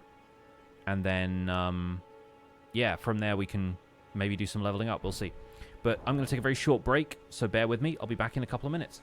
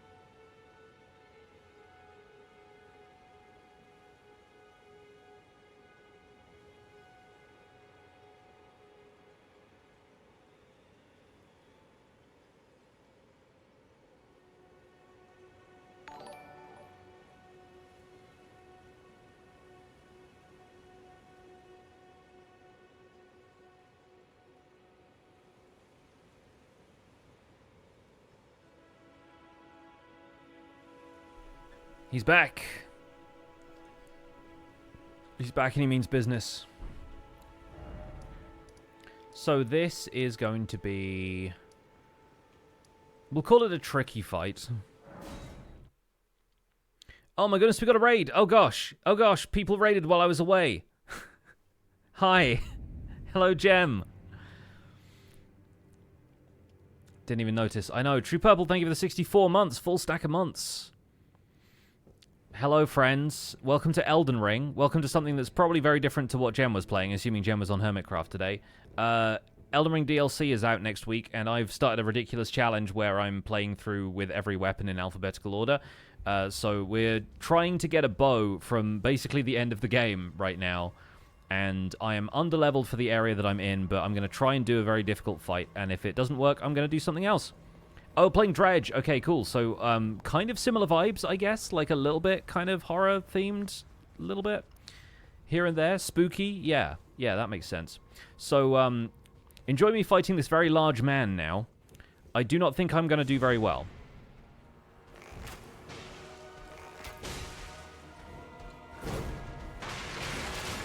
Mostly because he's quite a powerful large man, and I am but a weakling who has a bow. So that's not gone well. Fortunately, I only had one rune, so we'll try again. You've released the loathsome dung eater? Ollie, no. Ollie, what have you done?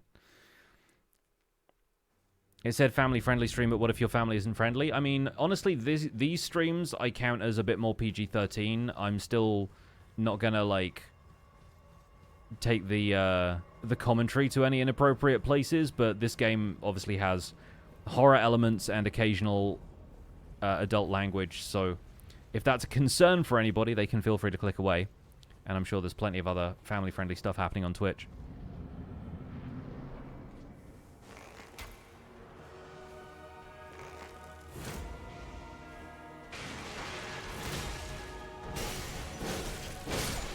Yeah, my main problem with this fight is that he kills me in 2 hits.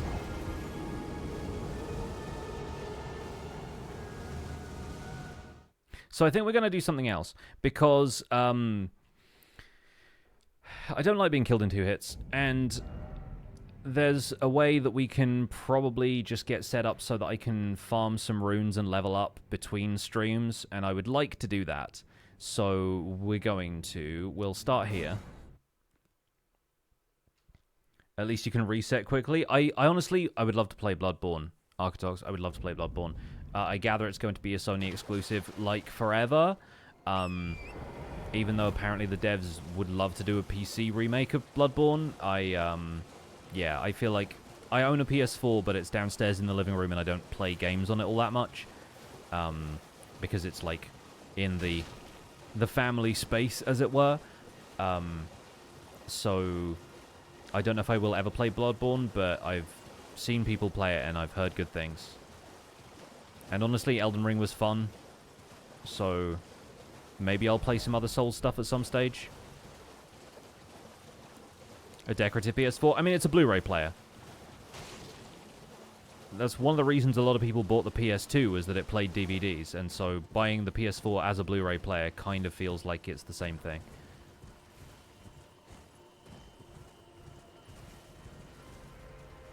Did I miss something with Varre?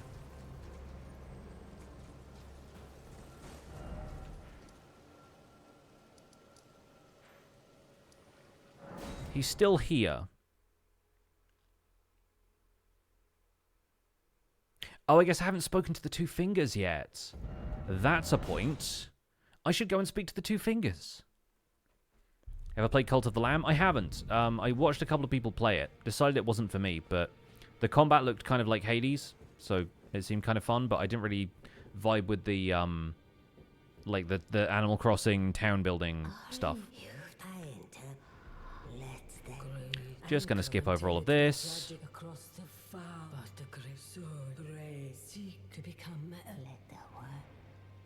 Alright. Oh yeah, we have Godric's Remembrance. We should probably just spend that, actually.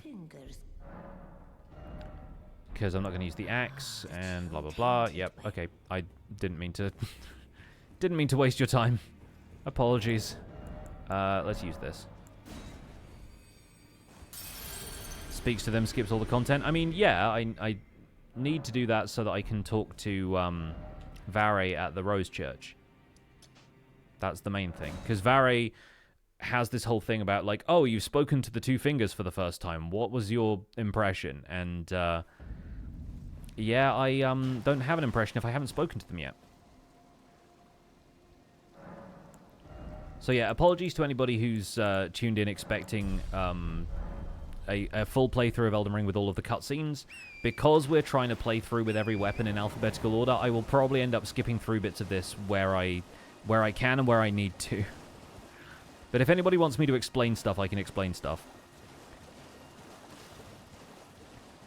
Attacked Varre on my first run, never saw him again, found his clothes, though. Ollie, you're a menace. And we love that about you.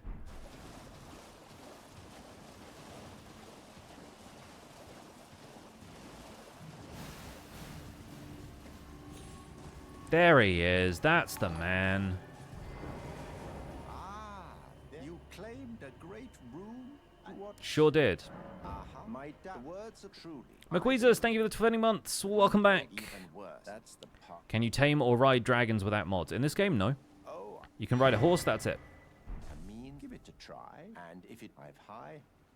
Alright, cool. So now we've talked to him. He's creepy, but we'll just keep going anyway. I didn't get a grace on the Altus Plateau after the Grand Dectus lift. I just went to Mount Gelmir. So we'll probably have to take the elevator again. Where'd the horse go? It's here. It's a spiritual horse. Kind of shows up whenever you want it to. The horse is very cool.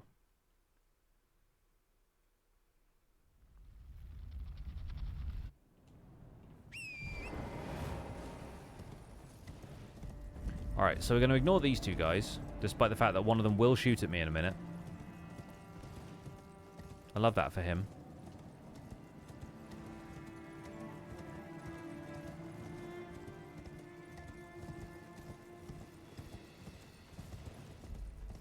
Maybe we got away with it this time.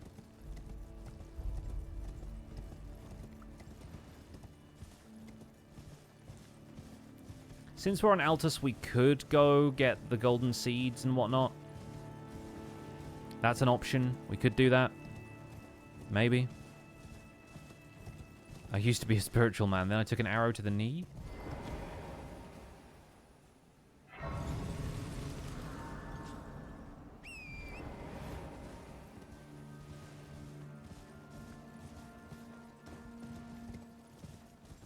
Love the underground bit. Yeah. Yeah, it's very fun. The post-game sewers. I mean, they are mid-game sewers if you find them in Lanedale at the time, but they're easier to find once you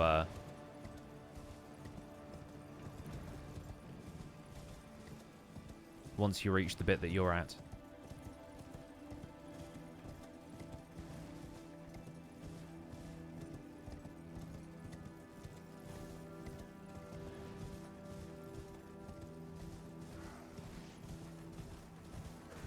Also, does the merchant on this bridge sell me any cool arrows?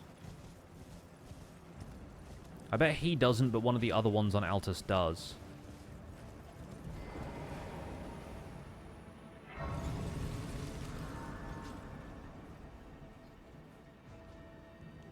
Oh, Jimmy, are you here as a customer? Arrow, lightning bolts. Okay, so he sells bolts, but not arrows. Yeah, okay, I remember. Some of the shields he has are pretty cool, though. Yeah. Right. We need to travel across here to go and see Magnus the Beastclaw. That's the guy's name. For some reason, I was like, Marcus. Somewhat confused on the premise of this game, but I'll do some research after the stream. Yeah, the premise is a little hard to pin down.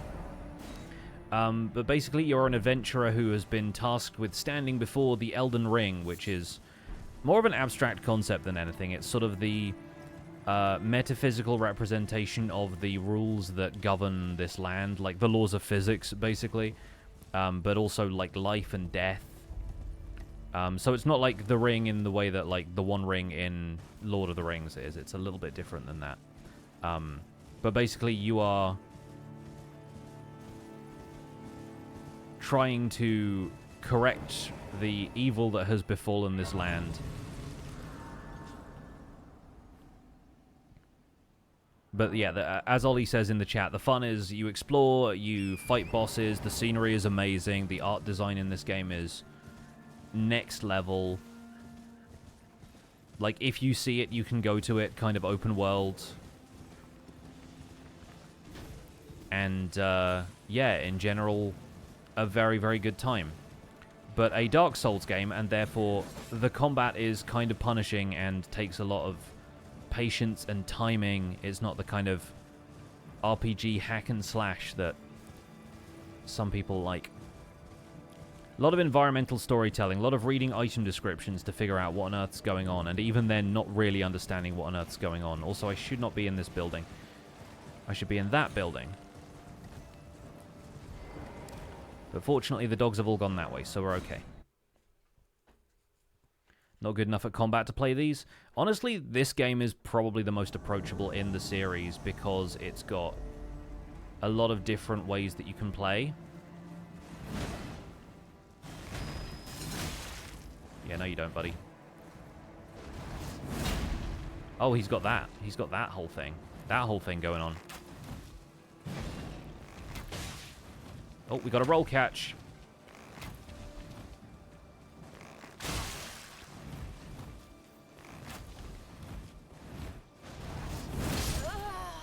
Okay, he one-shot me. Cool. Good to know he can do that. I might use a sword instead. He's got a massive arrow sticking out of his side. It does not seem to have done anything to him. How many games are in this series? Elden Ring is kind of a standalone title. There are 3 Dark Souls games, 1 Bloodborne game, and 1 Sekiro Shadows Die Twice game. Although I think they're now working on a sequel to that.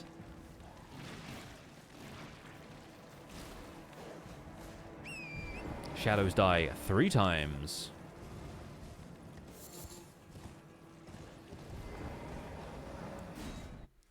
Let's try using a sword instead.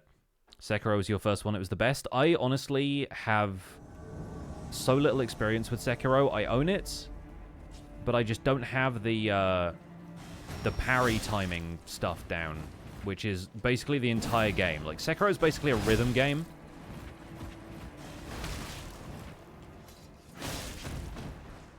And I can't play it. Like most rhythm games, actually. I'm a white man. Am I supposed to have rhythm? You kidding me?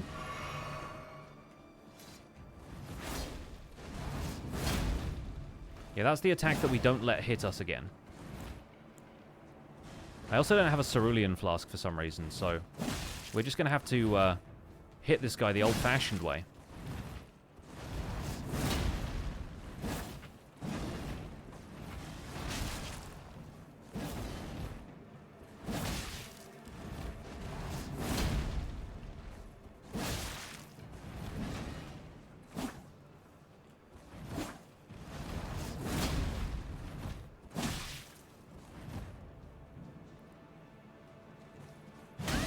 Ow.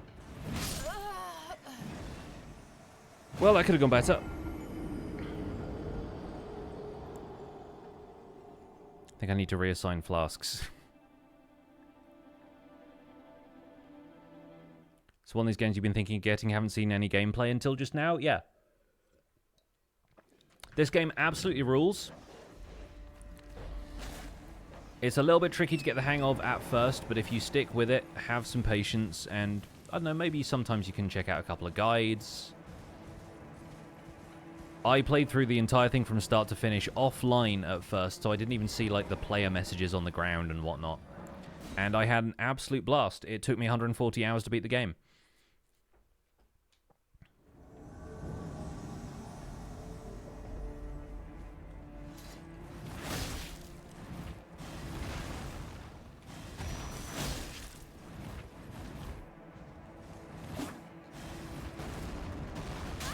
Ow, that one's a lot, actually.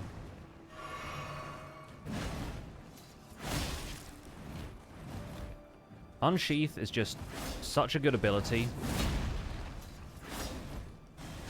And I'm squandering it by missing with it a couple of times.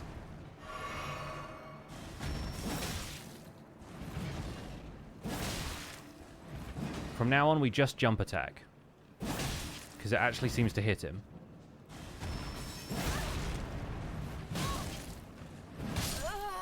Okay, and then I mistimed that roll. We will get this guy. It is very important that we do.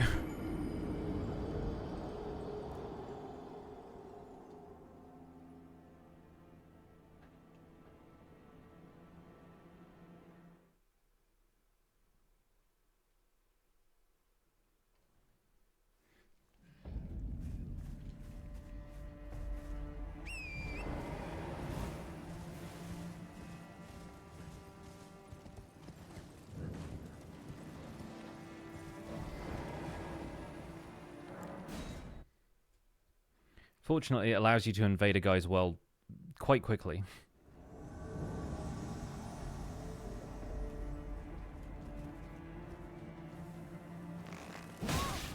Ah.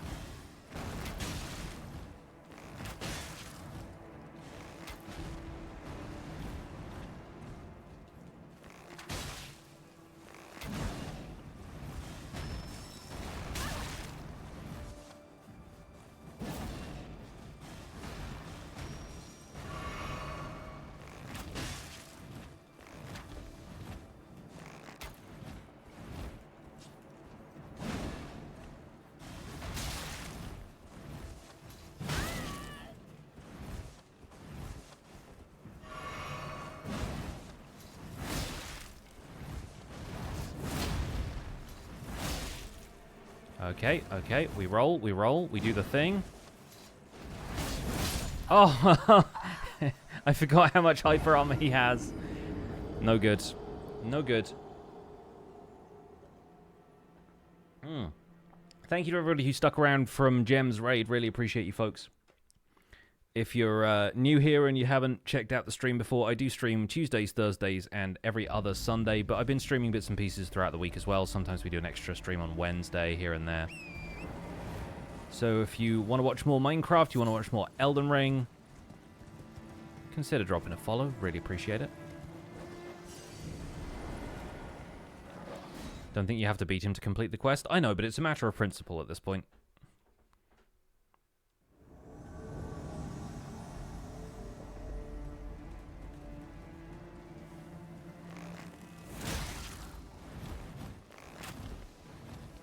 I spent too many poison arrows on this guy to not kill him.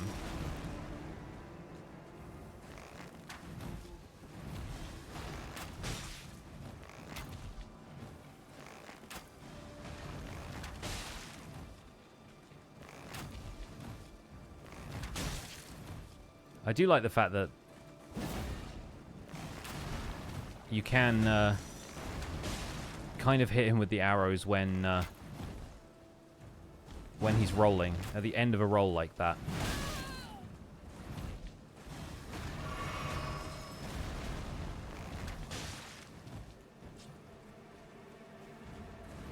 And now we play keep away because he's poisoned.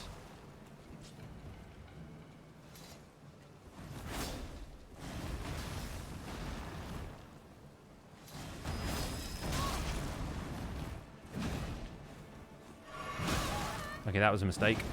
Poor timing.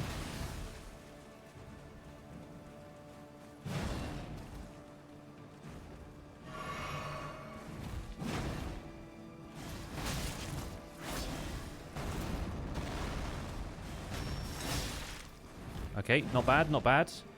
Getting there, slowly. Terrible timing, though.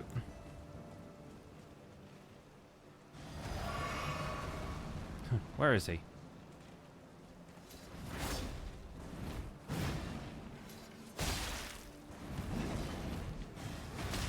The problem is I don't know how much of his moveset has, like, wild hyper armor like that one attack did, so I worry. I worry that he's just going to be able to tank through any of the other stuff I do.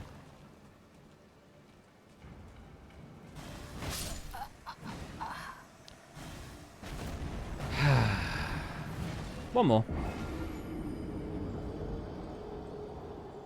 The stream title means we are building a character around one weapon every playthrough.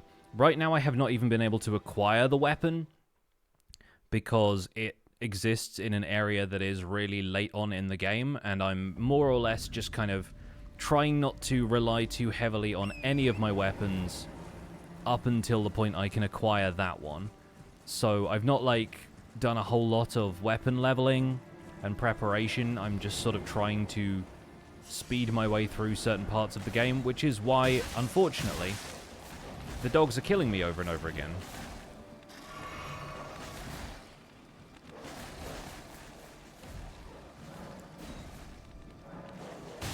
Oh, do I not? Oh, okay. Well, in that case, we can go back to Varre because I've used them all then, but that's unfortunate.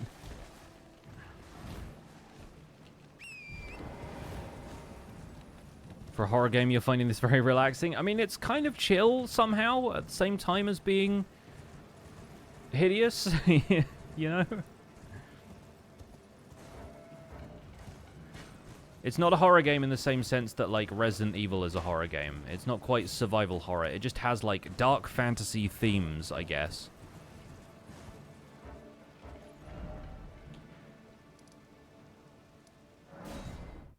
There are definitely some jump moments in it, but it's not like...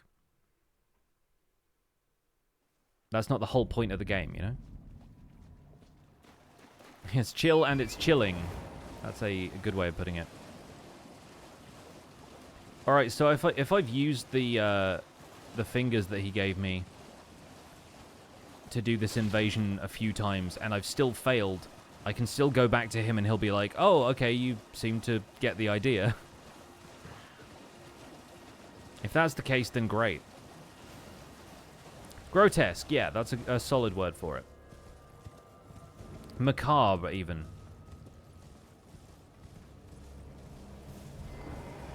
Oh, I'm glad. You have a... Okay, good, all right. I wish to a knight luminary. So, now. All right. Good. That's wonderful. Now, I don't have the 4 Belfries Grace, but we can go from here. Horror games, literally your favorite game, so literally anything remotely similar, automatically your favorite. Cool.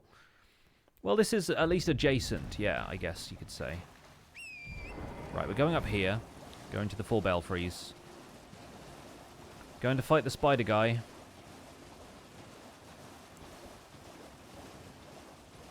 Avoiding the lobsters.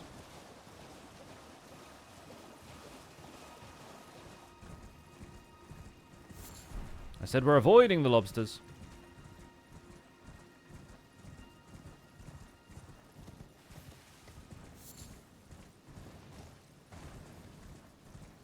Why is the round table hold on fire? Ollie, don't worry about it. Just don't worry about it.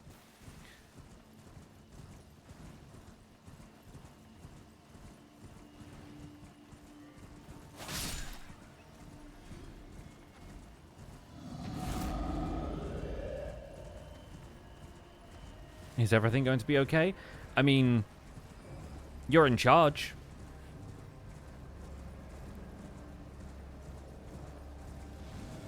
Or at least that's the goal. Once you're in charge, maybe it will.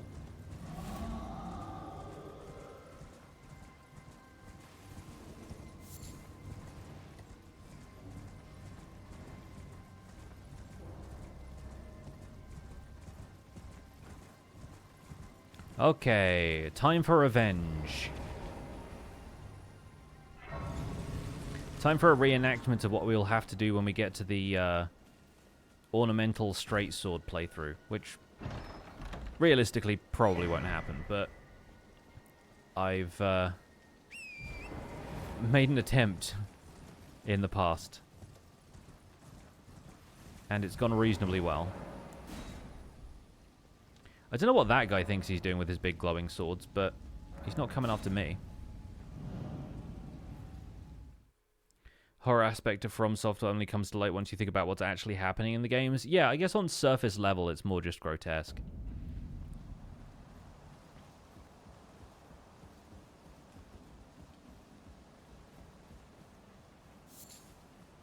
Who's ready to mess up a spider guy?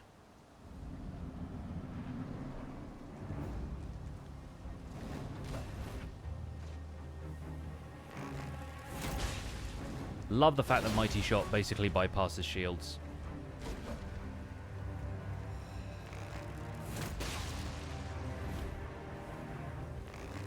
Also love the fact this bow is so heavily upgraded now.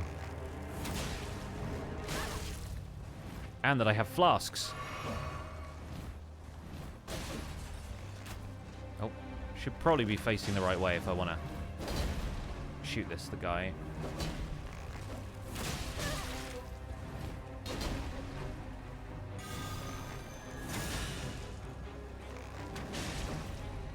And now his moveset changes, but that's okay because he's basically dead. Nice. Good fight. Wasn't going to be difficult at this stage, but...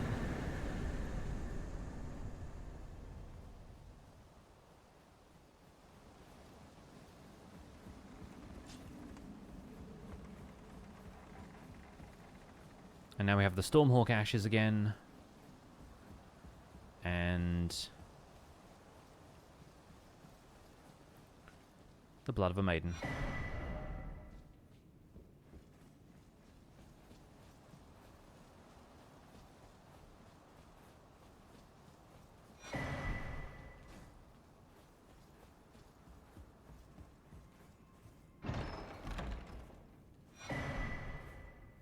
Dean. Legendary Ashes, yep. So yeah, we can go here.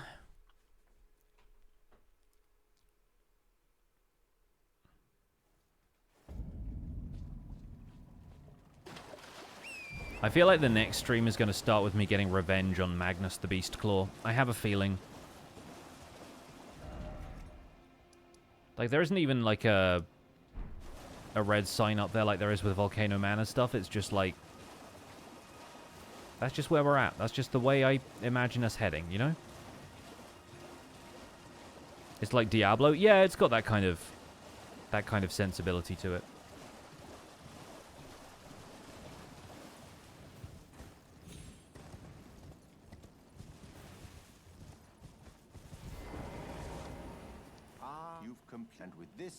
Alright, gross noises warning. Content warning, gross noises.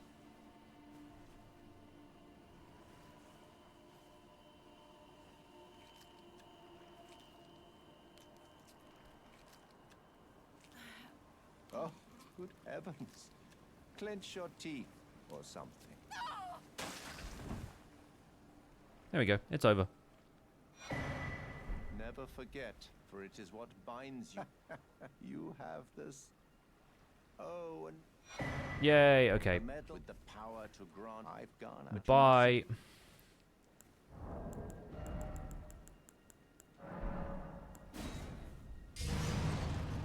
We did it. We're in. All right, friends. This is where we are going to do a little bit of casual farming. If anybody has not seen this trick before and you played Elden Ring, welcome to the worst kept secret in the game. When you arrive at Mohgwyn Palace, usually by completing Varre's quest, although there is apparently a teleporter somewhere in the consecrated snowfield that takes you to a slightly different location. What we want to do is ride around the rocks. Around the rocks, the rugged rascal road. We'll ride around the rocks over here. We stick to the left-hand side of the lake as we approach this part so that we don't get invaded. And then we head for the left-hand side of this tree and the slope over here ahead of us. We ignore the guys who start cartwheeling at us immediately. We collect a few blood roses because I think we'll need those for arrows later. But then at the top of this cliff full of guys, there's a grace. This is how you funded your bow run. It's how I'm about to fund ours.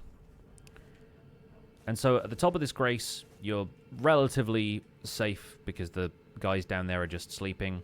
And there's a bird down here who we're going to shoot over and over again for runes.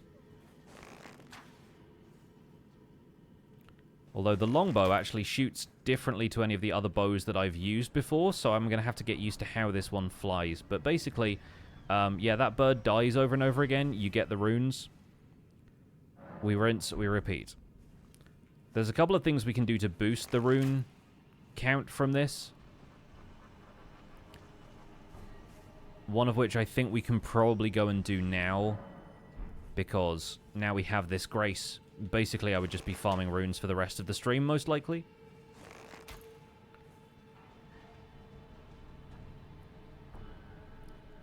But this is going to allow us to level up. Considering I'm level 45 right now and I'm trying to beat the bosses in Volcano Manor, I have a feeling that's going to take a while. We could do it, but it would take a while. So instead, we're going to briefly go to Caelid. I guess Aeonia Swamp is the closest grace I have.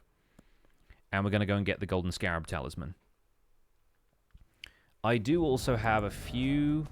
I have one gold pickled foulfoot that I picked up, I think, in Volcano Manor. Or somewhere close.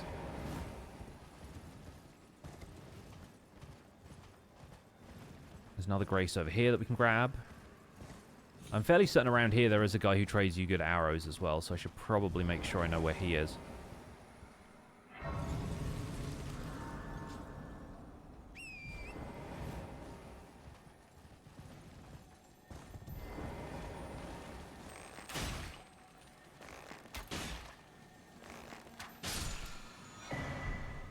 Not sure we're going to use that, but nice to have these occasional bonuses.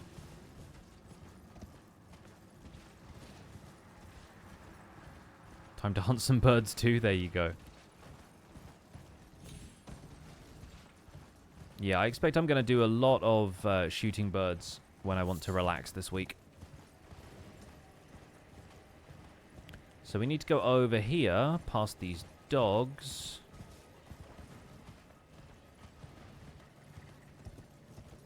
And I think I'm a little bit too... Yeah, here we go. Down here. Over this tree branch to a cave that I would absolutely never have known was here unless it was shown to me in a different playthrough. And now we prepare for backstepping, because I don't have any magic that's going to help me through this part. So this is just going to be generally awful, I think. We'll put a couple of points into Vigor because I need it anyway.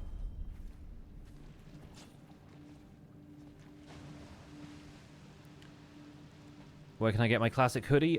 It's not a hoodie, it's a knitted jumper for one thing. Secondly, it's not available anymore because I bought it like maybe 20 years ago now. So do your best with whatever else you have at your disposal is my advice to you.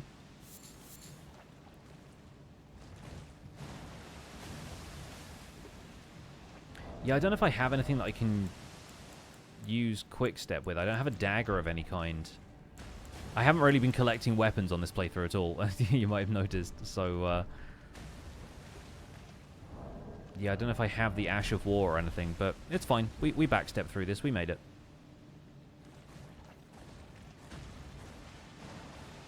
Okay, now I can activate the lantern so we can at least see a little bit.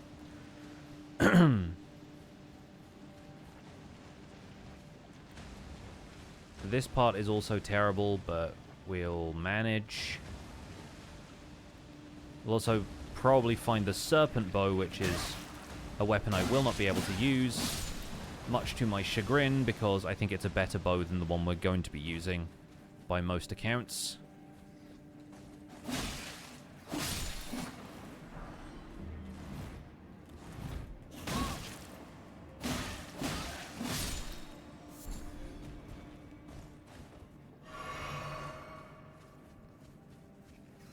Excuse me, rats.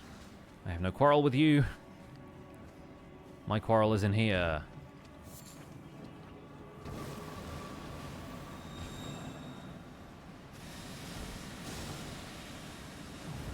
On the opposite side of this cave, there's a weapon that I'm really looking forward to doing a playthrough with at some stage.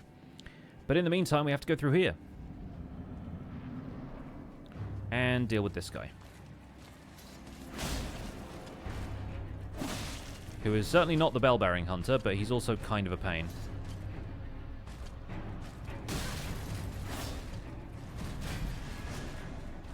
Because he has a friend.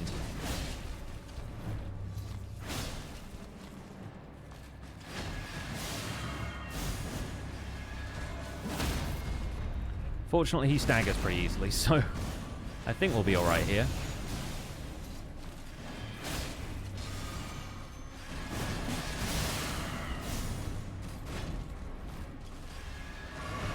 Oh, I hate that attack. I hate that attack.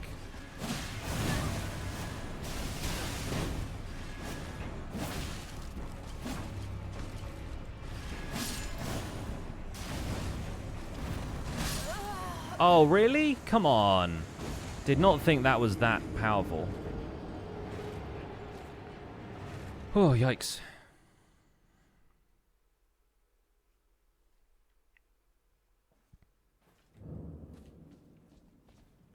Well, time to do all that again.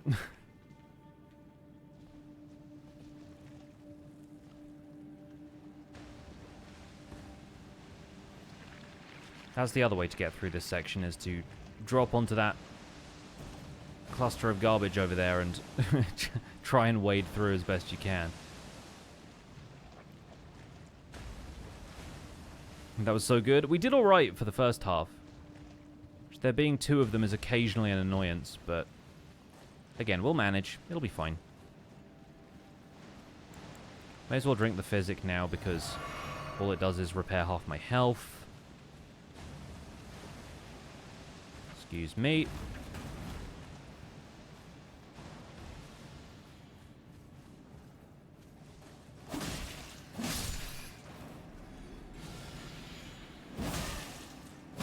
No poison. A cave that does poison and scarlet rot to you is literally the worst place ever. Although we might come back here to farm butterflies in future, we'll see. No. Fine, whatever. Barely matters at this point. We are basically there.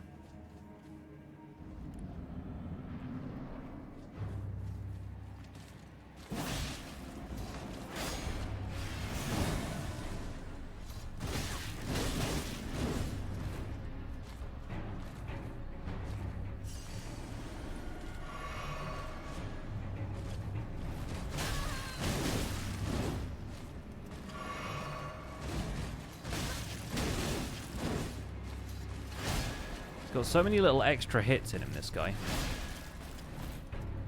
Fortunately, so do I.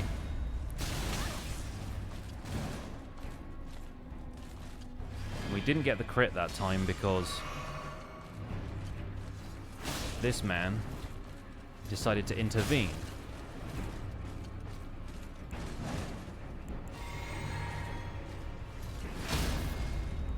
This time we're getting the crit. You will not interfere with my crits.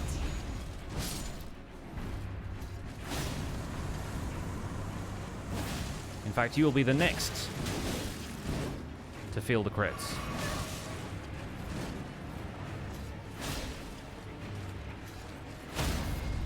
There you go.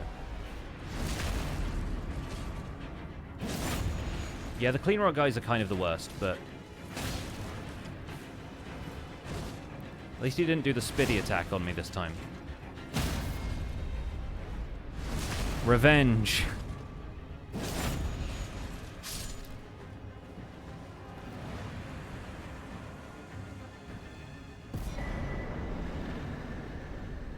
Okay. Okay, now we can go and farm the bird. Now I feel content to farm the bird. Can you get their scythe as a drop? You can if you fight them somewhere else. Not from this fight, but if you're fighting them in Swamp of Aeonia, I'm fairly certain you can farm it.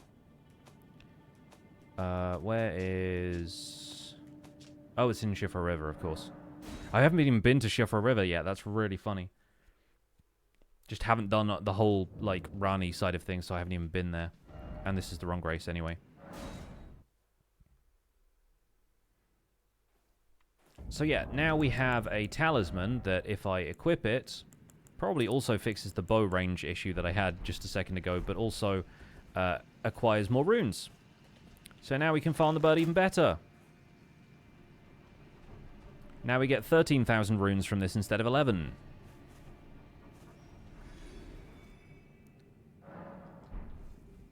I'm also going to put the gold-pickled fowlfoot on the carousel here, because occasionally, very occasionally, about as often as it happens for any other enemy, these birds will have glowing eyes, and there's like a little trail of gold that follows them as they run off the cliff, and if that happens, you get 5 times the runes.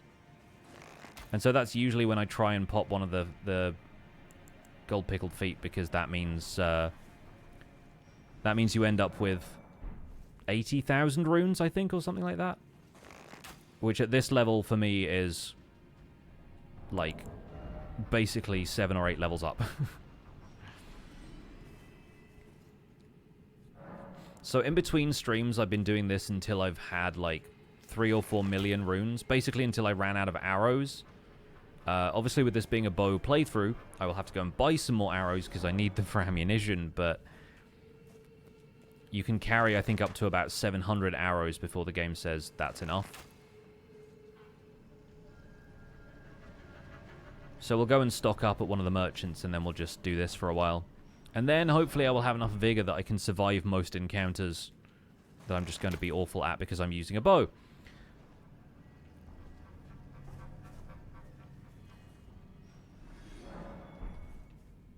And this will be my life for the next couple of days. Oh, I think that one has the glowing eyes. Yeah, 86k, incredible. And so now I'm going to get the benefit of additional runes for the next couple of minutes anyway. So we're probably not going to get a second bird in that time. A second bird with glowing eyes. And also this half of the tree is harder to shoot through. It's got a weird hitbox for some reason.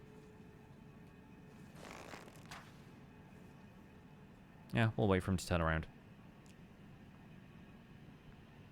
Just annoying when they're distracted because then I waste time with the gold pickle foulfoot, I guess. Waste time with my rune bonus. There we go.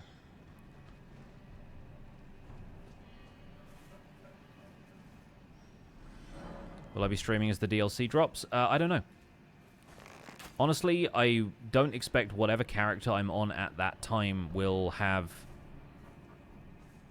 access to the DLC, because I'm not typically beating Mohg with most of these characters. So we'll see where we're at with it, but mostly what I'm concerned about with the DLC is how it affects the list of weapons, and how many of them will have to go into the DLC area to acquire.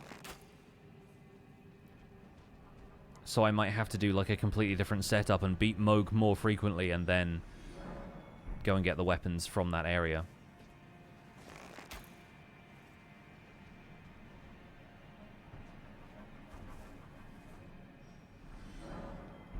But it's coming out on, what, Thursday?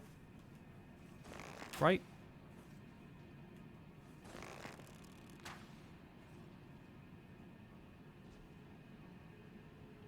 th. Yeah, Thursday.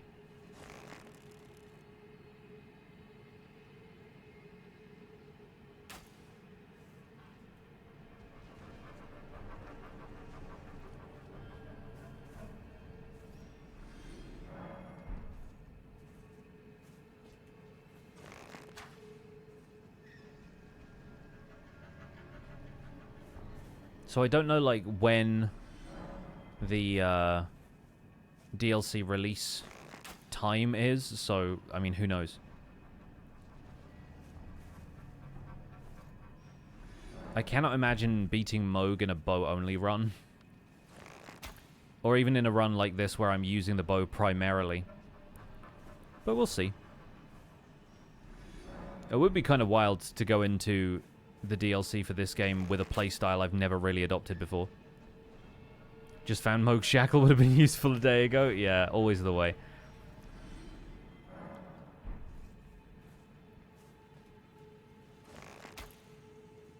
I can see a few other people tracking down that item. Although, honestly, I think if you fight Mohg, you're probably good enough that you don't need the Shackle because you got there to begin with. I mean, there's a couple of points in the fight where it might be a bit useful, but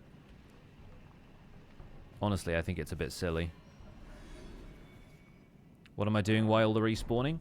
We're farming runes. So this bird is very easy to kill by just having it run off the cliff. You're seeing how little damage I'm doing to its health bar with the arrow, but it's still dropping like 13,000 runes every time it dies, and resting at the Grace respawns all of the enemies in the area. So, like, it falls down there, dies, I get a ton of runes, and the runes are what you use to level up and buy items in this game. So, I'm not only using it to level up and increase my stats, I'm also using it to buy ammunition and maybe a bit of equipment. Yeah, it's basically an XP farm. Pretty much that.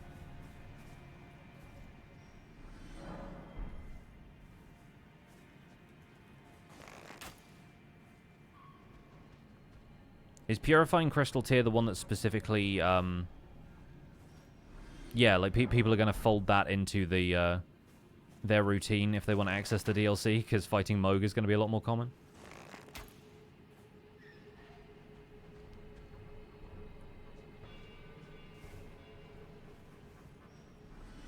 Seems funny. Yeah, I mean, it's exploiting goofy enemy AI for your personal benefit. It's like, the other thing I typically do when I set up a new character in this game is there's a dragon on one half of the map that's very big and very old and doesn't really fight back if you just go and, like, attack its tail. And so people use weapons that do, like, a percentage of the damage to their health instead of, like, a flat rate of damage. Weapons that have this bleed effect, and people go there and kill the dragon, and you get, like, 80,000 runes, which, you know, in the early stages of the game, it only takes you 1,000 or so to level up, so you end up being able to level up very fast, very quickly in the early stages of the game. And so that's typically what we've done on these playthroughs up until this one, at least.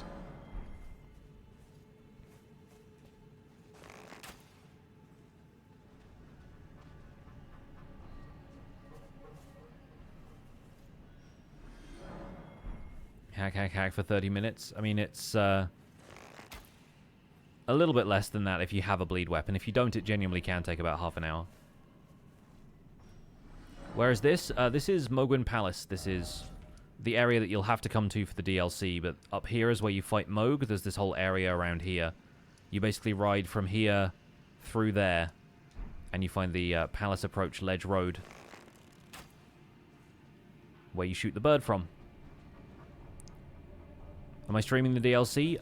That depends entirely on whether or not the DLC requires me to go and get weapons from that area of the game, which it will eventually, but I don't know if I want to stream the DLC, if I want to just play it myself with, like, a casual character, because it's going to break, like, the routine of this. But, you know, I think me streaming the DLC is not necessarily going to be an incentive for people to watch, because there's a lot of other people who are going to be playing it, so I'm not really going to be seen by that many people. But eventually we'll get into the DLC as part of these playthroughs anyway, so will I be streaming on my first look at the DLC? Maybe not. Will I be streaming just in general bits of DLC later? Almost certainly. If we continue with this whole playthrough. The other thing is, on July 2nd, I'm headed out to the US. So I'm likely gonna only be able to stream like a few days before that, and then I'm going to be gone for 2 weeks. So that's sort of the time when most people are going to be playing the DLC anyway.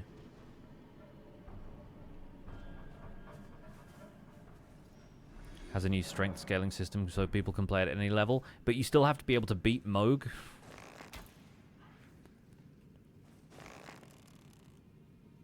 So I don't know what the deal is there, because Mohgwyn Palace is literally like the gateway to the DLC, from what I've heard.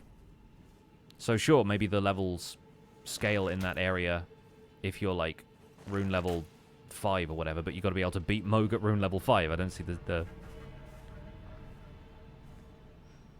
necessity of it.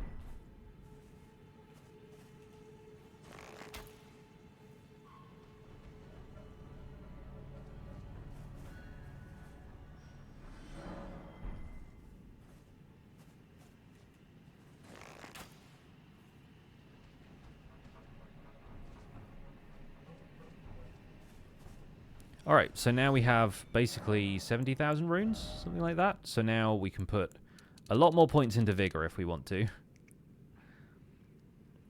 Almost doubling my hit points. We'll put a bunch into Dexterity. We could put some into Strength if I wanted to use the Naginata a little bit more.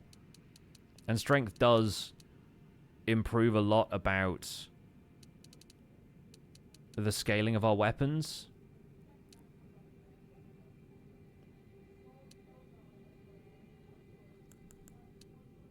And again, maybe arcane, because item discovery is going to be really useful once we get to the snowfield and we need to acquire the bow. So, like, that's a good start. Leveling up in general increases your overall defensive power. And then strength also increases your physical defensive power, so it's probably a good idea to have a little bit of strength in general. Now, how much damage am I doing to the bird? 12. In the foot.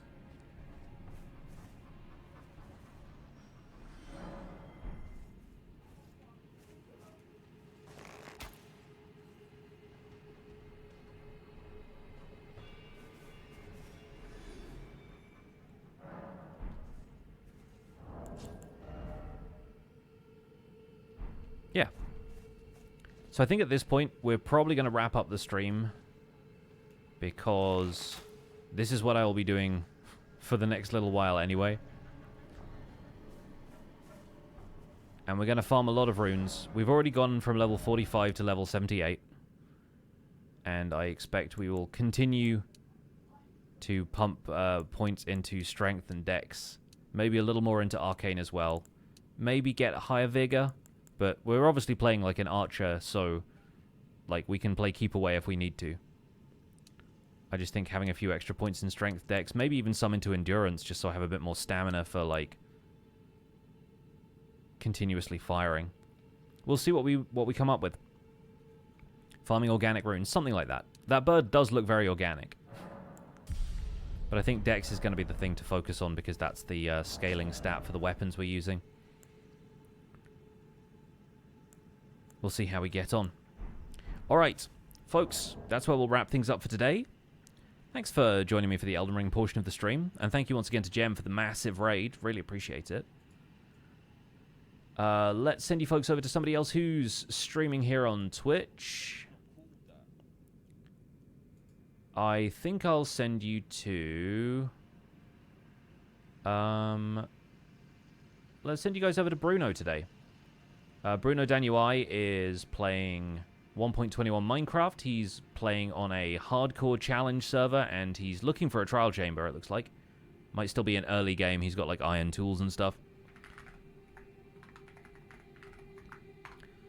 So I'll send you folks over to Bruno. You can use your Pixel Hype emotes and the hashtag PixelRaid to show some love.